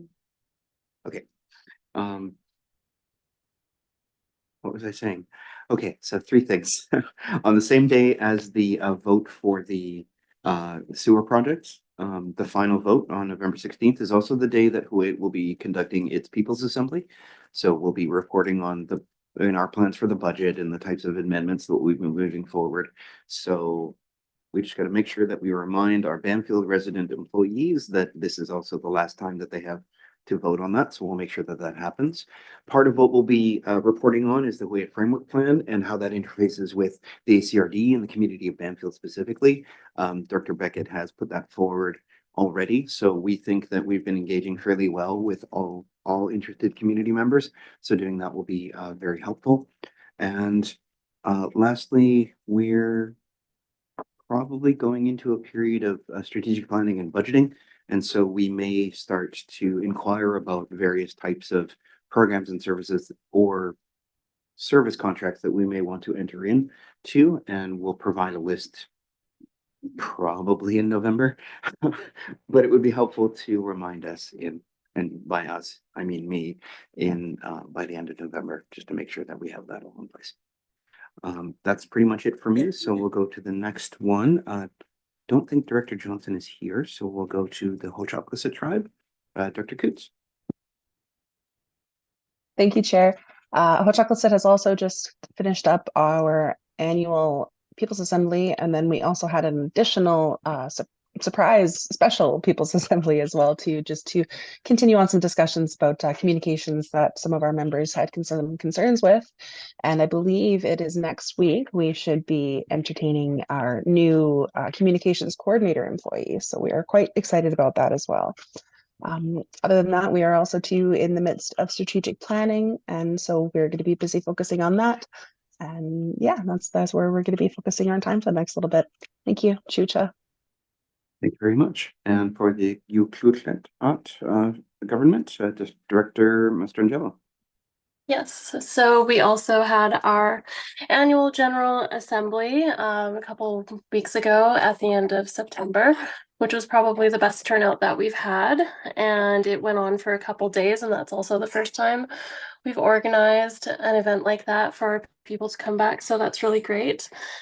Some internal updates there that we really are looking for.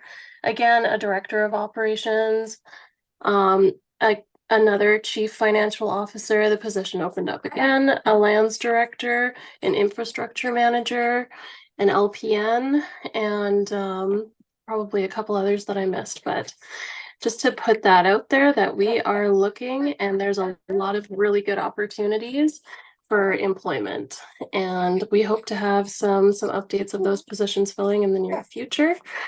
And that's it for right now. Okay, thank you for that. I had two questions, honestly. The first question is, does your nation share things on Facebook or social media that the ACRD could retweet or reshare for those job applications? Yes, I can give you a direct link for the employment page where it shows each of those positions up. Okay, that sounds great. If we could do that, that would be appreciated. Awesome. So if you can send it to Daniel, that'd be great. And then I was wondering on the status of the junior director. How is they doing? The junior director for... Oh, no, sorry. I'm just joking. The baby. How's the baby doing? Oh, he's doing really good. Yeah, he was 2 months on the 30th, and yeah, so he's 10 weeks yesterday, actually. So he's doing really, really good. Super healthy. Starting to smile. Can you smile? Can you smile? My God. That's exactly what I wanted you to do. Anyways. You Thanks. All right. Okay. Thank you for that. And would you like to move that we receive the director's reports, Director Mastrangelo? Yes. Okay. Do we have a seconder? Thank you, Director Coots. Any further comments? Seeing none, all those in favor? A motion carried. Thank you. All righty. It doesn't look like we have any unfinished business. It doesn't look like we have any late business. Do we have any question period questions, either on the Zoom or on the responses? This skipped my mind because I didn't say it. Dr. Haggard did. Thank you for that, by the way. So there's no questions received in Zoom, no emails, and there's nobody in the audience. Thank you. Okay, thank you very much. All right, so with that, do we have a hospital district board? Okay, it doesn't say that we're supposed to recess, although I think that's what we're supposed to do. So I will recess the meeting. Could we have a motion to do so? Thank you, Director McClellan, seconded by Director Roberts. All those in favor? Motion carried. Okay, Madam Chair. Thank you, Chair Jack. I'd like to call the Wednesday, October 9th Hospital District Board of Directors meeting to order. I'd like to acknowledge we're conducting this meeting on the unceded traditional territories of the Shuswap Huipachesset First Nations, and we're grateful for their opportunity to do so. We also have directors calling in from other territories. I'd like to also acknowledge those nations and express our gratitude and our respect. We have an agenda in front of us. Is there any additions from directors? Seeing none, is there any additions from the corporate officer? Nothing from me. Thank you. Thank you. Could get a motion to approve the agenda as presented. Moved by Director Sparrow, second by Director Cote. All in favor? Any opposed? Motion carried. Any declarations or conflict of interest? Seeing none, we have minutes from the Board of Directors meeting held on September the 11th, 2024. Is any errors or omissions? Seeing none, get a motion that the minutes of the Alberta Clayoquot Regional Hospital District Board of Directors meeting held on September 11th, 2024 be adopted. Moved by Director Roberts, second by Director McClellan. All in favor? Any opposed? Motion carried. No petitions, delegations, or presentations, no correspondence for action. We have 2 items for under correspondence for information. From Island Health, we have the 2023 and 2024 annual report. And we also have a public service announcement on whooping cough resurgence prompts vaccination reminder. Is there any comments on these 2 items? Seeing none, could I motion that this correspondence be received for information? Moved by Director Coots, second by Director Jack. All in favor? Any opposed? Motion carried. No request for decisions on bylaws. Next is reports. First under reports is Banfield Health Center Director Beckett. Thank you. No report, Madam Chair. Thank you, Director Beckett. Alberta Clayoquot Continuing Care Society, Director Siga, does she have any report? Thank you. West Coast Native Healthcare Society, Director Cote. No report, meeting next week. Thank you. Tofino General Hospital, Director Steer. Yeah, thank you through the chair. Just some updates at our meeting with Island Health at UBCM and our concept plan for the potential replacement of the Tofino General Hospital has been submitted to the province. At this point in time, there's well, there's an election coming, so there's a little more that could be said at this point on that. We did get some notional approval for a primary care network in the region that will consist of 2 registered nurses, 1 nurse practitioner, and 2.5 clinical counselors. And we will be partnering, leveraging that 0.5 counselor position with First Nations Health Authority in terms of making that a full position. So that's very good news for the region. There's no time frame on that in terms of it's still got to go, as I explained to me, through the funnel, come out the other end with the actual money in the bank, and then the process of hiring and bringing those people online. So good news from those perspectives, and that's it. Nice to hear that things are proceeding. Alberta Clayoquot Health Network, Director Cote. No report, meeting next week. Thank you. West Coast General Hospital, no report. Any other reports? Seeing none, can I motion the Regional Hospital Board of Directors receive reports A through G? Moved by Director Roberts, second by Director Sparrow. All in favor? Any opposed? Motion carried. No unfinished business, no late business. Question period. Any questions online? No questions. Thank you. Thank you. Could I get a motion to adjourn, please? Moved by Director Jack, second by Director Roberts. All in favor? Any opposed? Motion carried. Thank you. Thank you. Could I get a motion to adjourn, please? Director Roberts, thank you. Director Sparrow, second. All those in favor? Motion carried. All right. Thank you, everyone, for attending. And yeah, thank you to staff. Have a good one. Have a wonderful day, everyone. Chew.